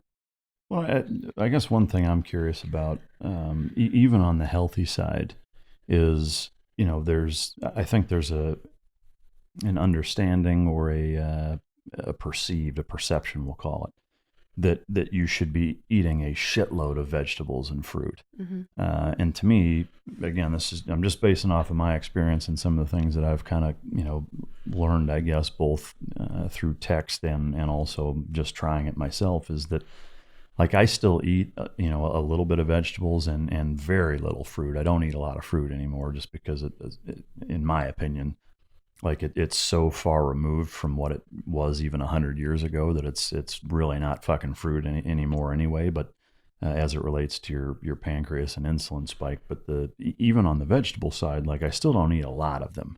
And I think most people think, and I'm curious to get your take. My understanding and my experience with it is in that eating a little bit is okay, but eating like a little bit of meat and a shitload of vegetables for every meal, I tell you, it fucks me up. Like, Yeah. and I think most people have an understanding, or again, this perceived understanding that that's how you should be eating. Is there a guideline, whether you're looking at a plate portion or kind of if you could speak to my thought process on it, as well as what you recommend for people, like meal plan wise, what does that breakdown look like? I think we should always get some type of a vegetable with every single meal that we're eating. Gonna get the fiber, gonna get all the nutrients from it. It's gonna make us feel full. It's gonna make us feel satisfied. So we do need to get some type of vegetable, but we don't need to overdo it necessarily. So a lot of times when people go on a vegan diet, going back to that, or specifically even a raw vegan diet, they're like, oh my gosh, I'm going to feel so good. I'm going to feel amazing. And they're like, oh my God, I feel awful. I feel so bloated. I feel distended because the mass amount of fiber that's in all of that, and that the bacteria are going to ferment on that and cause the bloating. But the types of vegetables that you're picking too can also play a role. So for my clients who suffer with a lot of chronic bloating by eating vegetables, I'll put them on what's called a FODMAP diet, which removes a lot more of the fermentable carbohydrates or vegetables from their diet. And they usually get a lot of bloating relief. So cruciferous vegetables, broccoli, cauliflower, asparagus, these ones are going to cause a lot more fermentation. Salad greens, green beans, those type of vegetables usually typically won't cause as much bloating and distension. Most people aren't going to be educated on that very much so they just say get as much vegetables, get as much as possible, and then they get a lot of those GI related symptoms. So I think it is also dependent on the person and their threshold with how much they can actually handle. Like if you're eating so much vegetables that you're making yourself feel uncomfortable, we should probably pull back a little bit. Yeah. Speaking of the vegetables that ferment in your stomach versus eating the pre-fermented, that seems to be more of, I don't want to call it a fad, but it's a resurgence because fermented foods have been around for thousands of years. Talk a little bit about that if you could, and types that you would recommend or not. So fermented foods have a good amount of bacteria in them. And fermented foods can be helpful for your health, but also, again, you have to look at the person as well, too, because it can actually make some people a lot worse because you have no control oftentimes with the type of bacteria that is created off of that fermentation. But typical fermented foods like yogurts, like sauerkraut, like kimchi, like miso, these are foods that offer bacteria for the gut, and it can help create a good microbiome and increasing good bacteria. But for someone maybe who has a compromised gut or has leaky gut, intestinal permeability, it sometimes can actually make things worse. So I don't recommend fermented food for everybody. You have to look at the person for sure. Yeah, that makes good sense. In terms of determining, you've spoken about leaky gut a number of times, and I am of the impression that a lot of people suffer from it without realizing it. What is the best way to determine if somebody has that? So you can do it through testing. which I do at my nutrition practice. Is it like a blood test? It'd be a blood test. You're looking specifically at levels of zonulin, which are going to be gatekeepers within the gut. So if those levels are going to be raised or anti-zonulin are raised, that's typically going to be an indicator of leaky gut. You can also look at symptoms, of course, as well too. Are you somebody who has any type of an inflammatory conditions? Are you experiencing any chronic bloating, distension? Sometimes it could even be symptoms that aren't even related to the gut. And that's what's so crazy to me is you can have symptoms that are caused from your gut that aren't even gut related. It could be skin issues, it could be neurological issues, anxiety, depression. Are most of those just an immuno response because of that, or why do they persist if they don't kind of seem like they would be gut related? I'd say the skin issues is typically going to be immune related. The inflammation and the joint pain, that can typically be inflammation. The neurological related issues is usually going back to the fact the gut-brain axis, and that most serotonin is also created within the gut. Yeah. Okay. One last question on gut. I'm sure there'll be more, but that I can think of is that what are some of the most compromising common things that people consume that are the most gut compromising? Artificial sweeteners. Really? So like aspartame, sucralose, which is in a lot of different products.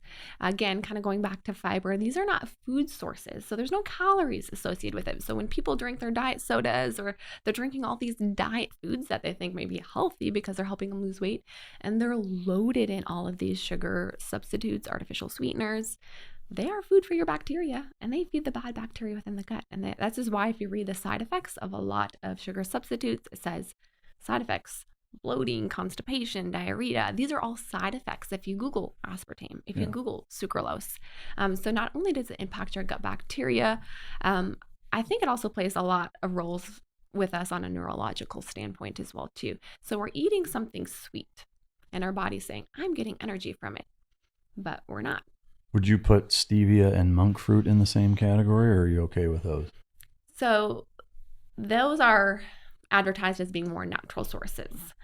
I've seen a lot of stevia and monk fruit that are still very, very processed. Truvia, you may have seen Truvia, has like maybe 5% stevia in it. It's like mostly xylitol and some other bullshit. Yeah. But I'd say if you could get a real wholesome form. So I actually used to have a stevia plant in my backyard. Oh, really? And this stevia plant tastes nothing like the stevia you would buy from the store. The stevia drops, all of those different things. If you can buy like true stevia and it's in its green form and it's that powder, I'd say that's going to be an okay source. But typically most options are still going to be pretty processed. So they're still going to have a similar impact as aspartame, sucralose, just maybe not quite as similar. We haven't done enough studies to see the exact effects on it, but I can say that most of my clients, when I remove them from their diet, they get a tremendous improvement in a lot of their gut symptoms. Okay. Well, that's good to know. That's one of the things that, I have drank diet soda most of my life. Like I started when I was, 12 maybe. And like that was one of the things. I was never a big drinker or, of anything other than that. But, up until fairly recently, like I'll still drink them occasionally, but I've replaced it largely with stevia drops, But so, I'm curious. I guess maybe I ought to cut that shit out for a while and see what happens. But it's interesting to say the least. One question before we talk about a little bit of the vegan stuff that I wanted to go over was organ meats. In talking about nutrient-dense foods and grass-fed, pasture-raised, I think it's probably even more important to get organ meats that have that same, that are clean. But do you advocate to a lot of your clients to partake in organ meats, and what is your philosophy on them? I think organ meats are great. Can I get a lot of my clients to eat them? Usually not really. There is a lot of nutrition, more so than even just your general animal meat protein based options. You're going to get a lot more of the vitamin A. You're going to get a lot more of the minerals that you need throughout your diet. So you can get a lot more of a well-balanced diet from eating organ meats. I'll have it every now and then. It's not typically going to be a staple in my own diet. If a lot of my clients have questions about organ meats, I definitely will advocate towards it. But I wouldn't say it's something that I'm recommending to all of my clients, just because a lot of them, they just kind of have like a weird connotation with it. Yeah. Yeah, I mean, for sure, there's the mental aspect, and then there's the taste. And to me, I think, one of the biggest reasons, health is as bad as it is in this country is because that's most people's response. Like, they're not growing up eating those Mm-hmm. types of things. There's a book called, I have it written down actually, Nourishing Traditions. It's a really interesting book on studies of different cultures and how they deal with pregnancy and early child life and Mm-hmm. development as it relates to nutrition, and just how staggering the correlation is between shitty nutrition both pre-pregnancy, during pregnancy, and what the breastfeeding, and then ultimately the first half a dozen years of the child's life, and how big of an impact that has on bone structure, on whether or not their Mm-hmm. teeth are fucked up, different allergies that they have or don't have or whatever. And seeing these societies that are otherwise relatively primitive, that because of necessity are eating the whole fucking animal, Mm-hmm. but looking at the lack of problems that many of their young kids, they just don't have them. A Mm-hmm. lot of the problems that we have here, whether it's learning disabilities, whether it's allergies, whether it's, again, teeth fucked up or brittle bones, or, issues with organs, or, I mean, fucking whatever. But, most of these correlations show that, when you're feeding, organ meats and super nutrient dense foods at a really early age, or even, before the mom is pregnant, during pregnancy and early on, is just how big of a difference that makes. But the fact that, and I'll throw myself under the bus here, me included, like, I grew up on fucking cereal. Mm-hmm. So to me, like, now in my 40s, to eat liver, to eat brain, to eat tongue, to eat kidneys, and things like that, like, I'm like, Jesus Christ, how do people eat this shit? Yeah. Having to mix it with grilled onions and a bunch of butter and a bunch of other things to try to diminish some of that gamey, irony, weird organ flavor. But the fact that most people don't like them is because they didn't eat them Yeah. growing up, and I think that's a huge contributing factor to why we're at where we're at. Um, I'll eat almost anything if yeah, it's going to make me feel better. It's going to help me nutritionally. yeah, I've eaten quite a bit of different organ meat, from the tongue. I've eaten yeah, livers. I haven't gone as far to do the brain. yeah, I'd have to try that one, but yeah. yeah. Um, the one thing I did want to talk about a little bit about veganism. Do you have very much experience with vegan clients coming in and changing? And what is your take Oh on yeah. veganism as a whole? Well, I've turned a lot of vegan clients Back into carnivores? into Yeah, omnivores. yeah. Yes, yes. It's a funny story actually. A while back I did a whole article about vegan diets, by why it is not the best diet for you from a health standpoint. And I went into different studies from micronutrient standpoints and the deficiencies you can get. How much shit did you catch after that one? A lot? Well, I got an entire video, an hour-long video this guy made, and his name was Vegan Gains, specifically calling him out. He was based out of Canada, but he created an entire video just bashing me, calling me awful names, because, kind of going back, it's like a cult to a lot of Yeah. people. I even got like death threat emails after that, like, you slaughter of animal flesh, and like all these different things. And if you Murderer. actually, yeah, murderer. And if you actually read the article, like, the very first line I said is, if you're vegan or vegetarian for religious or for ethical reasons, I completely understand that. I have nothing against that. But if you are choosing to become vegan or vegetarian because you think it's the healthiest diet out there for you, that is not the case. And then I went into a bunch of information after that. But I tried to keep it very much just information based. But Yeah. yeah. Yeah, there's an interesting interview. Joe Rogan interviewed Chris Kresser, and I forget the vegan's name. He's a British guy, Mhm. MMA fighter. I mean, the whole interview is just fucking irritating, frankly, because it seems like it's more about trying to pinpoint, here's where you said that I was wrong, and why and how I'm not. Like, it's Yeah. like, can't see the forest for the trees, and a lot of these things, like the whole basis of most of what they're talking about is them nitpicking at each other. Like, they should have picked two different people, in my opinion. But I see a lot of that, and I'm curious, I guess, one, on your experience with vegans that come in, and kind of what the typical problems are, but and maybe an afterthought, dovetailing on that, is why it's so almost cult-like, do you think? Because I mean, to me, you can argue there's a lot of instances where being vegan is actually not very environmentally conscious and actually hurts a lot of fucking animals, if you actually look at the big picture of the environmental impact that it does to different climates and things like that. So I mean, when people are like, oh, it's because I'm not health conscious, but it's because I love the environment and fuck you if you don't, and like it gets so heated and so cult like, it makes it hard to even talk to people about it. What's been your experience with that? Well, a lot of my clients that come in, they're coming in, one, because they have specific health issues that they're trying to find an answer for. So I'll do my typical get to know what their lifestyle's like, get to know what their diet is look like, maybe run some various testing. They come in with a lot of different deficiencies I've seen. Micronutrient deficiencies, usually not getting enough protein. Now I know there is ways to get in protein by having a vegan or vegetarian diet. Easier with a vegetarian diet, but pretty difficult with a vegan diet. So usually they're deficient in protein, and usually they're a bit overweight as well too, unless you're just eating fruits and vegetables and that's like all you're eating, and that which is not very sustainable. Typically most people are displacing a lot of those animal-based options with processed foods, with sugar, with artificial options. So they're getting a lot of sugar, they're getting a lot of carbohydrates now in their diet.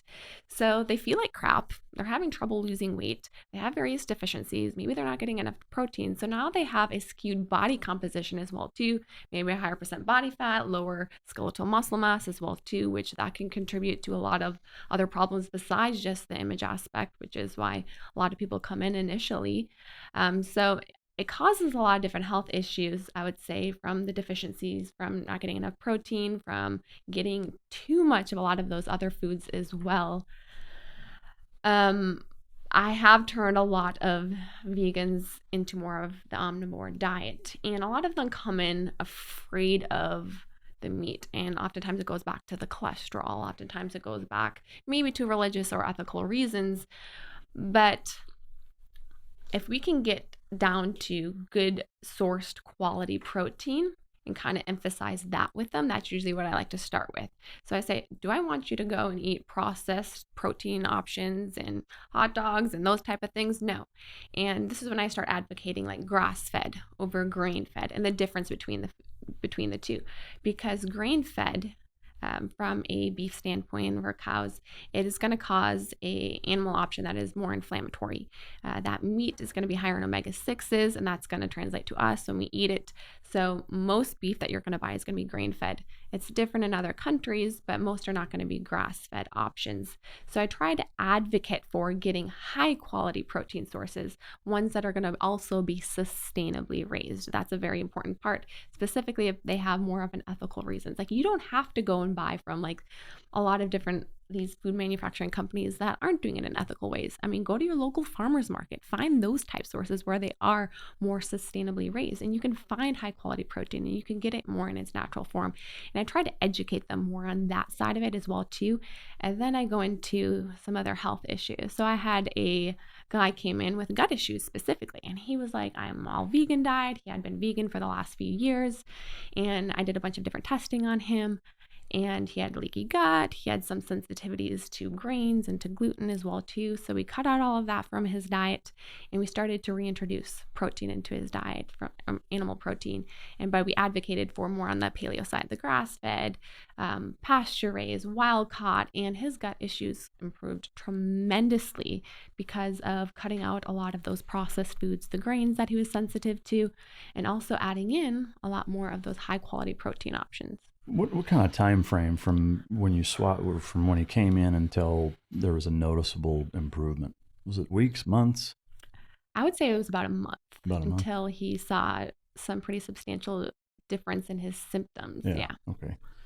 One thing I wanted to come back to real quick is I asked, one of the questions I asked was kind of the biggest culprits of gut biome, and you mentioned artificial sweeteners. What else is there? Because I know obviously those are one of the most popular ones, but is there kind of a laundry list of things that you see that a lot of people consume on a regular basis that are also big culprits of fucking your stomach up? So along with artificial sweeteners, there's actual sugar, of course. Yeah. Feeds the bacteria in our gut microbiome and impacts our insulin levels. But I would say also would be the vegetable oils, the industrial seed oils, the pro-inflammatory fatty acids. That would be a big one as well too. Grains and gluten, and more so processed grains in particular. Grains are very hard for our bodies to digest. Most of the time, we're also eating more on the processed side. Now, if you're doing sprouted options, sprouted oats, you can find sprouted wheat type options even too.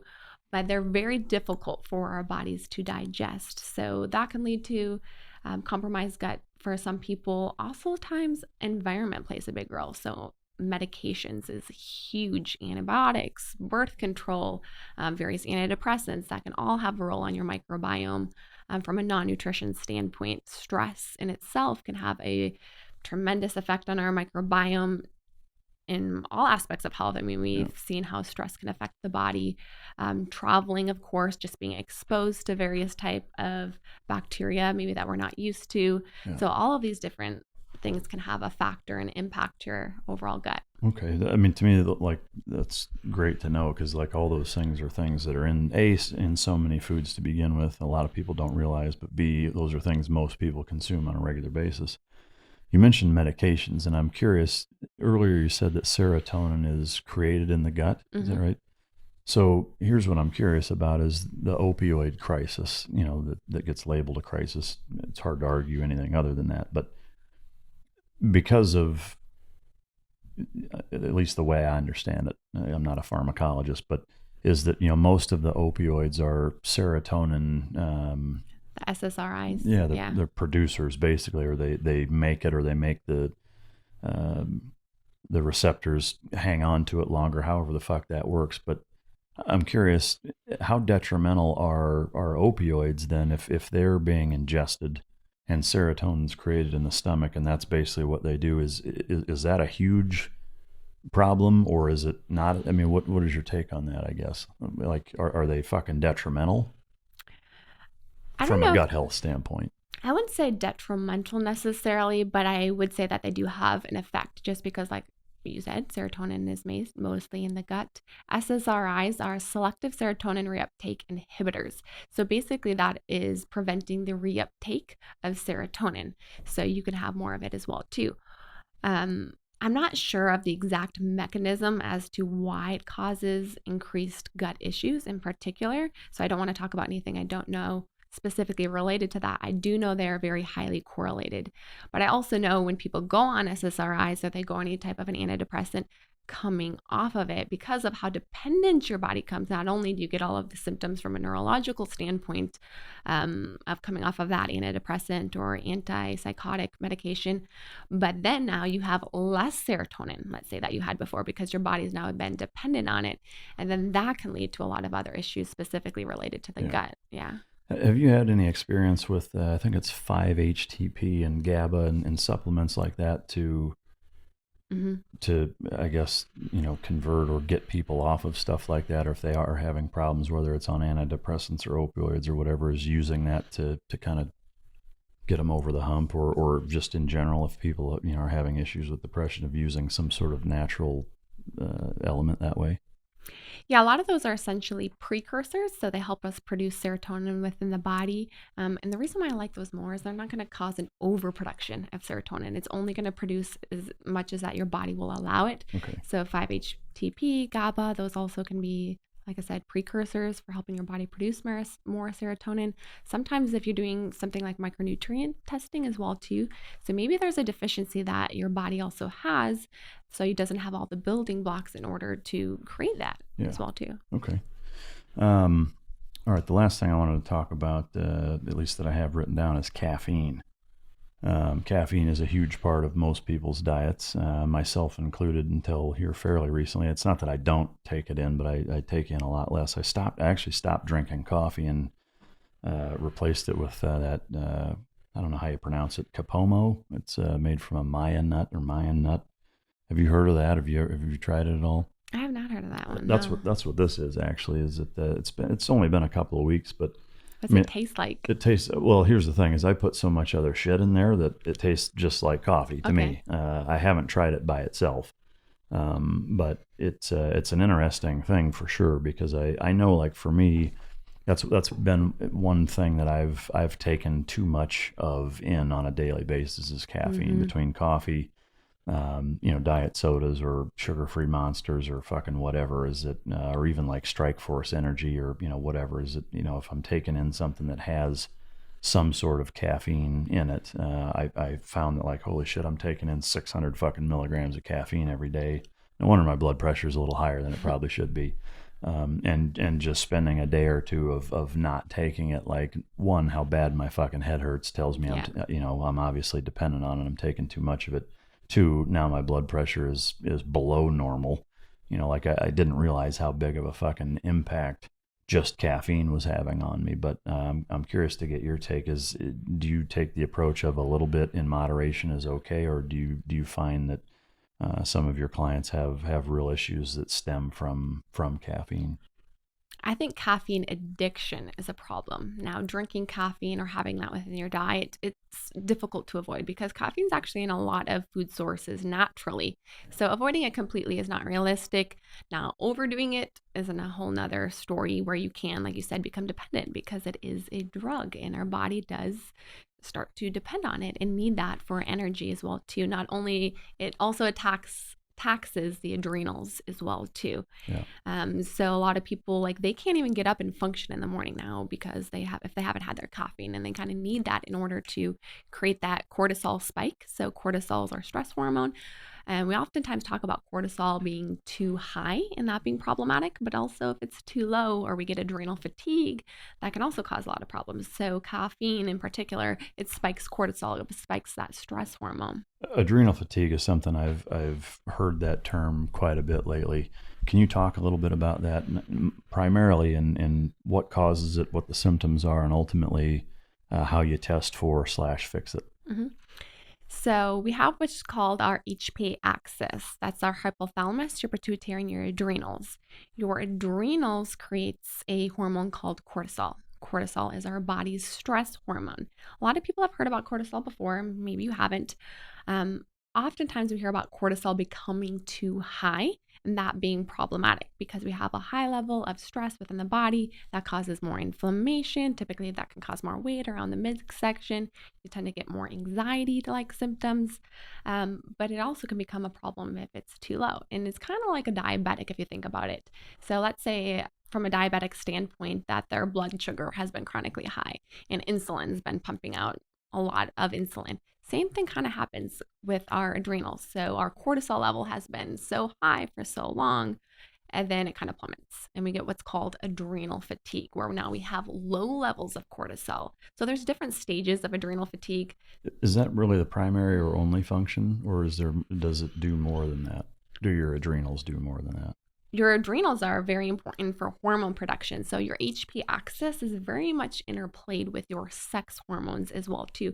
So oftentimes when I see people who have adrenal fatigue, they also are suffering from hormonal imbalances and then also neurological disorders. So one of the tests that I run is called Dutch testing. And it's actually a test that looks at all of that. It looks at your metabolic pathways of all of your hormones. It looks at your adrenals. It looks at your cortisol awakening response. So cortisol spikes in the morning. It's what actually gets you out of bed, and it tends to go down throughout the day. And then melatonin picks up in the evening, and it's kind of like the opposite of that cortisol. Yeah. So I look at your normal daily CAR or cortisol awakening response. I look at that in comparison with your hormones as well too, and also some various vitamins and minerals, and then neurotransmitters as well too. So what I'm trying to do here is get a good look at the overall picture. But your adrenals are very, very important from a neurotransmitter standpoint. So serotonin, norepinephrine. It's also going to be important for your sex hormones, testosterone, estrogen, progesterone. One of the things I was just writing down, I wanted to make sure that I ask you on top of that is, so with adrenals being such an imperative component to health, you mentioned caffeine hammers it. What are some other things that do as well that are taken in regularly? I'd say a type of a pro-inflammatory diet as well too. So going back to some of the things I talked about earlier with having a highly processed diet that's high in vegetable oils, industrial seed oils, that can impact the adrenals. Mood, of course, which is something we don't always have control over. So just an overall high stress life where we're constantly in this fight or flight mode. We're never in that rest and digest, that parasympathetic mode. We're in this fight or flight mode. Cortisol is always spiked. Now, cortisol is something we need. So if we're running from a tiger, we need cortisol to be spiked. We need it to be high. We need to be in that fight or flight response. But if it's something that's chronically high, that becomes problematic as well too. Because when we're in that rest and digest state, that is going to be where we're going to be doing, of course, the digestion and the absorption of vitamins and minerals. When you're running from a tiger, you're not thinking of, I'm hungry, I'm thirsty, I need to sleep. You're not doing any of that. I might be. Yeah. You're thinking, get the fuck out. Yeah. So with the adrenals being such an imperative thing and them being hammered, most of those things you can control. Let's say somebody comes in, their symptoms show it, you test it, it's blatantly obvious that the adrenals are fatigued. Mm-hmm. Aside from removing those things, is there anything else? Are there any supplements or certain things you should eat that also kind of lend themselves to adrenal health, or what's kind of the all-in approach to, because again, taking as much of the stress off them as possible is good, but what can you take or eat that also helps bolster them? So it's usually a 3-part series is what I'll do with someone who has adrenal fatigue. 1, lifestyle, of course. Where are they getting the bulk of their stress? Is it with work? Is it with home life? We'll talk a little bit about that because lifestyle, those are huge stressors that can impact your cortisol or your adrenals as well too. Second, we're going to want to look at is diet. And typically for someone who has adrenal issues, we're going to want to focus on glycemic control, which is going to be blood sugar control, because when your blood sugar going up and down all day and insulin's going up and down all day, that's taxing to the adrenals. So when we get blood sugar spikes and we get a drop with the traditional Western medicine-based diet, that causes cortisol to come in and spike. And then now we're getting high levels of cortisol. So we want to focus on a blood sugar balancing diet, which typically goes back to low glycemic carbohydrates, lots of vegetables, maybe a little bit of low sugar fruits like berries, protein sources with every single meal, and then healthy fats. Healthy fats are going to be essential. So going back to those monounsaturated fats, the polyunsaturated fats, those help with keeping our blood sugar in control because they're slow to digest versus carbohydrates are fast to digest. Could you list just a handful of the carb sources that you do recommend or allow your clients to have? What those look like? The super low glycemic, like, hey, here's your good protein, your good fat. Here are the carb sources I want you to eat. Yeah, so low glycemic carbohydrates, non-starchy vegetables would be the first place I would say to go. This is going to be the broccoli, the asparagus, the salad greens, the spinach. It could even be, I don't know, any type of non-starchy vegetable, but making that be a good part of your carbohydrate intake.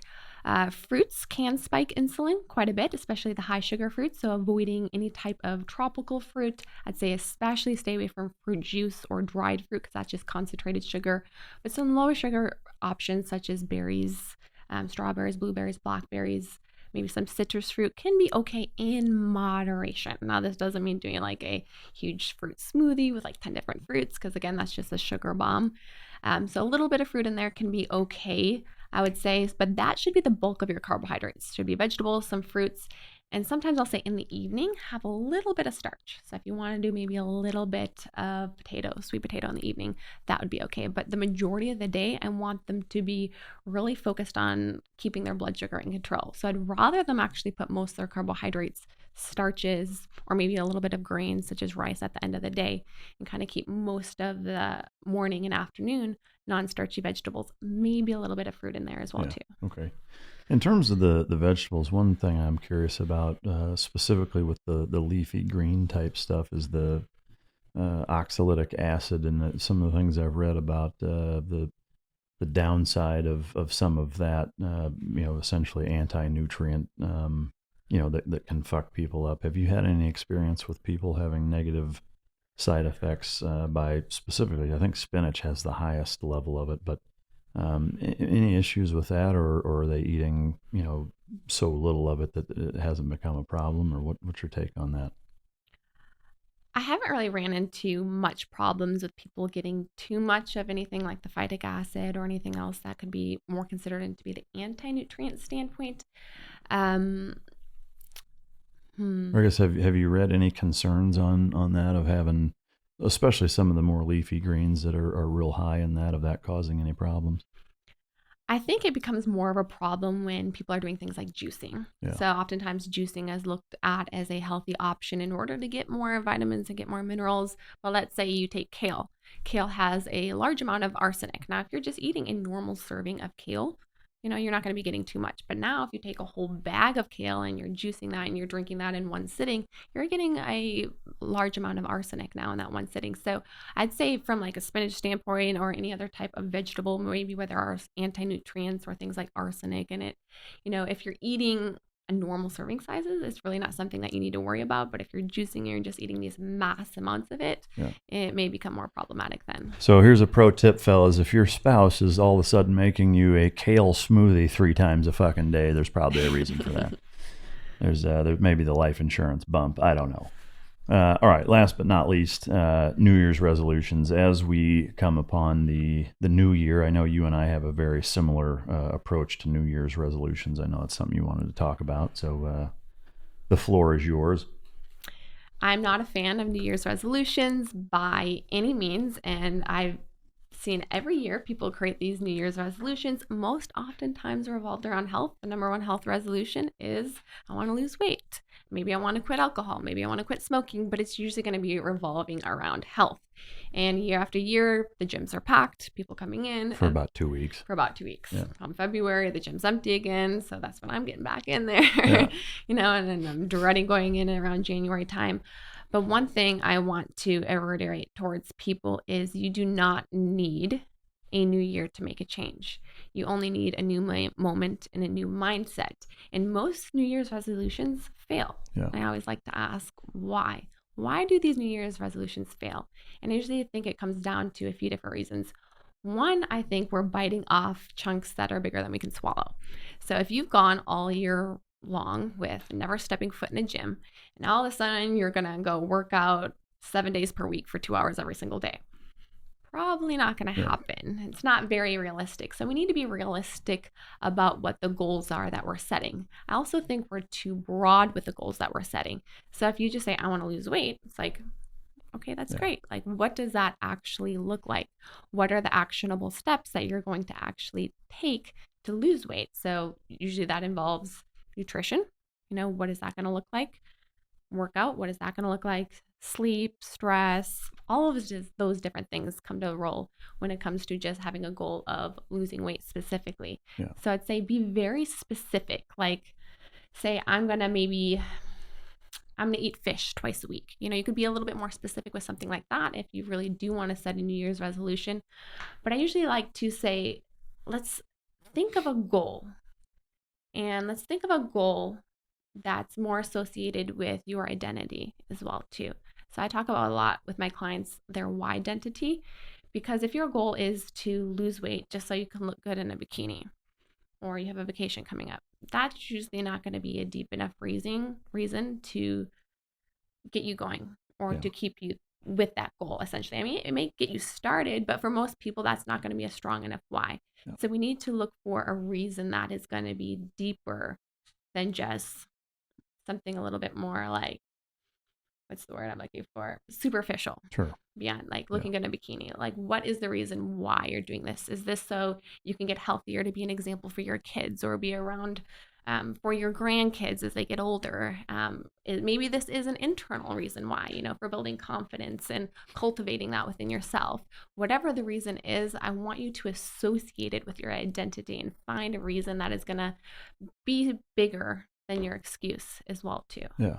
No, I think it's a great mentality. And again, I share that same sentiment. And for me, I just boil it down to, if you want to change something, change it. Don't wait for a certain day or, I'll start the diet tomorrow. Like, fucking do it now, because if you put it off, it's like this, it's a macrocosm example of the snooze button. Mm-hmm.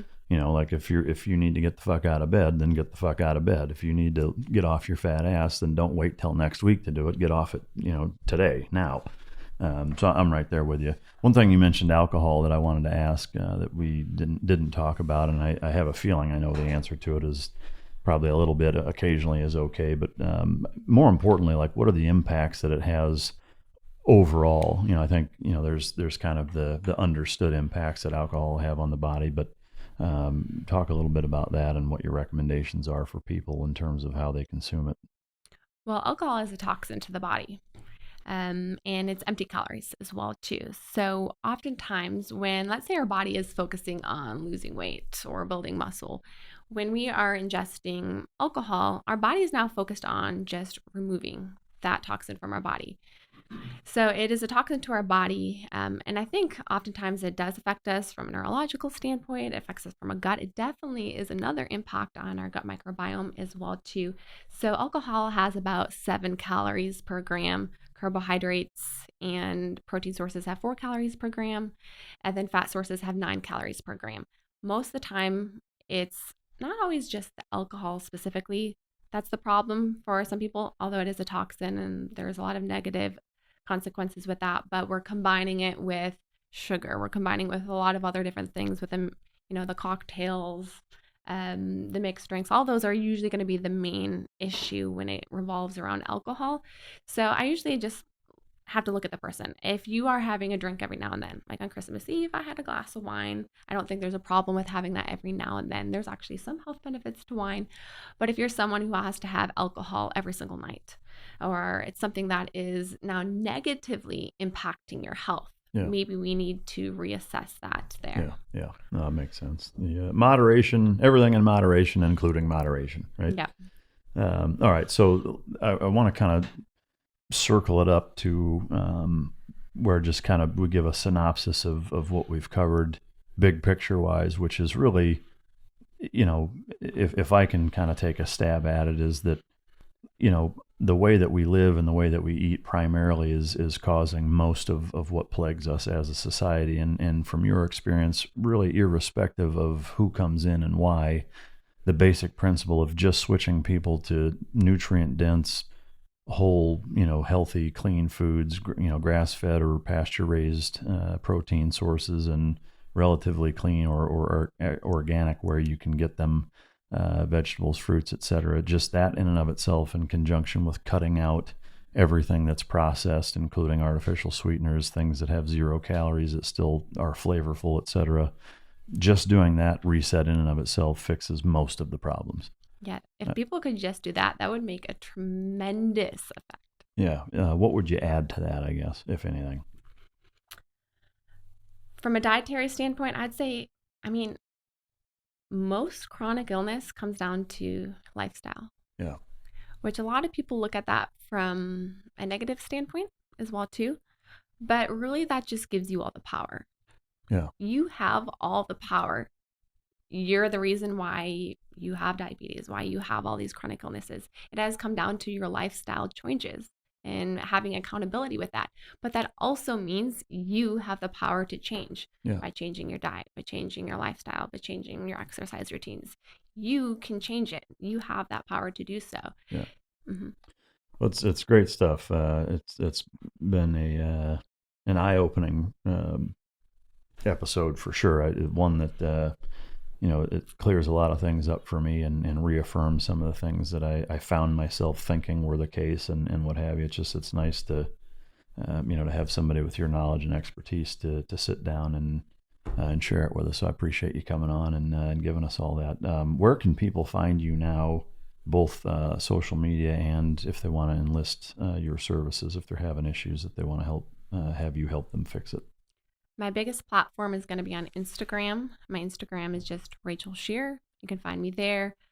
You can look for my website, which is just going to be rachelscheer.com, where I have a list of my services from nutrition consulting to comprehensive wellness coaching. So I even work with people who aren't local through telecoaching. I can do lab testing, whether you're local or whether you're not. So we can always find an option either way. And that's Scheer is spelled Scheer for you idiots out there that are going to do it like fucking scissors or whatever.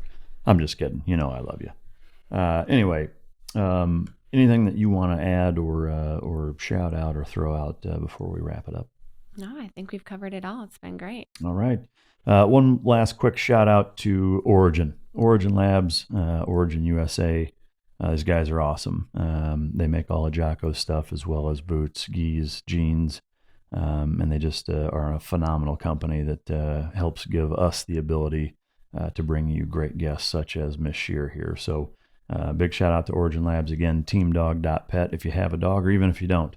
Psychology is psychology, and all the same principles that I use to train dogs find themselves to be incredibly important and valuable, frankly, in all of life's relationships, and it's really all the same shit. So teamdog.pet, sign up even if you just want to get better control over your fucking kids. I know everybody in this room would appreciate it. Anyway, as always, I want to thank you guys, the listener. Without your gracious and humbling support, I would not be able to continue to flap my gums for a living and bring you the amazing guests that we've been able to bring and will continue to bring rolling into 2020. So this is the last episode of the year. So you're closing out 2019 on the Mic Drop podcast, which is pretty cool.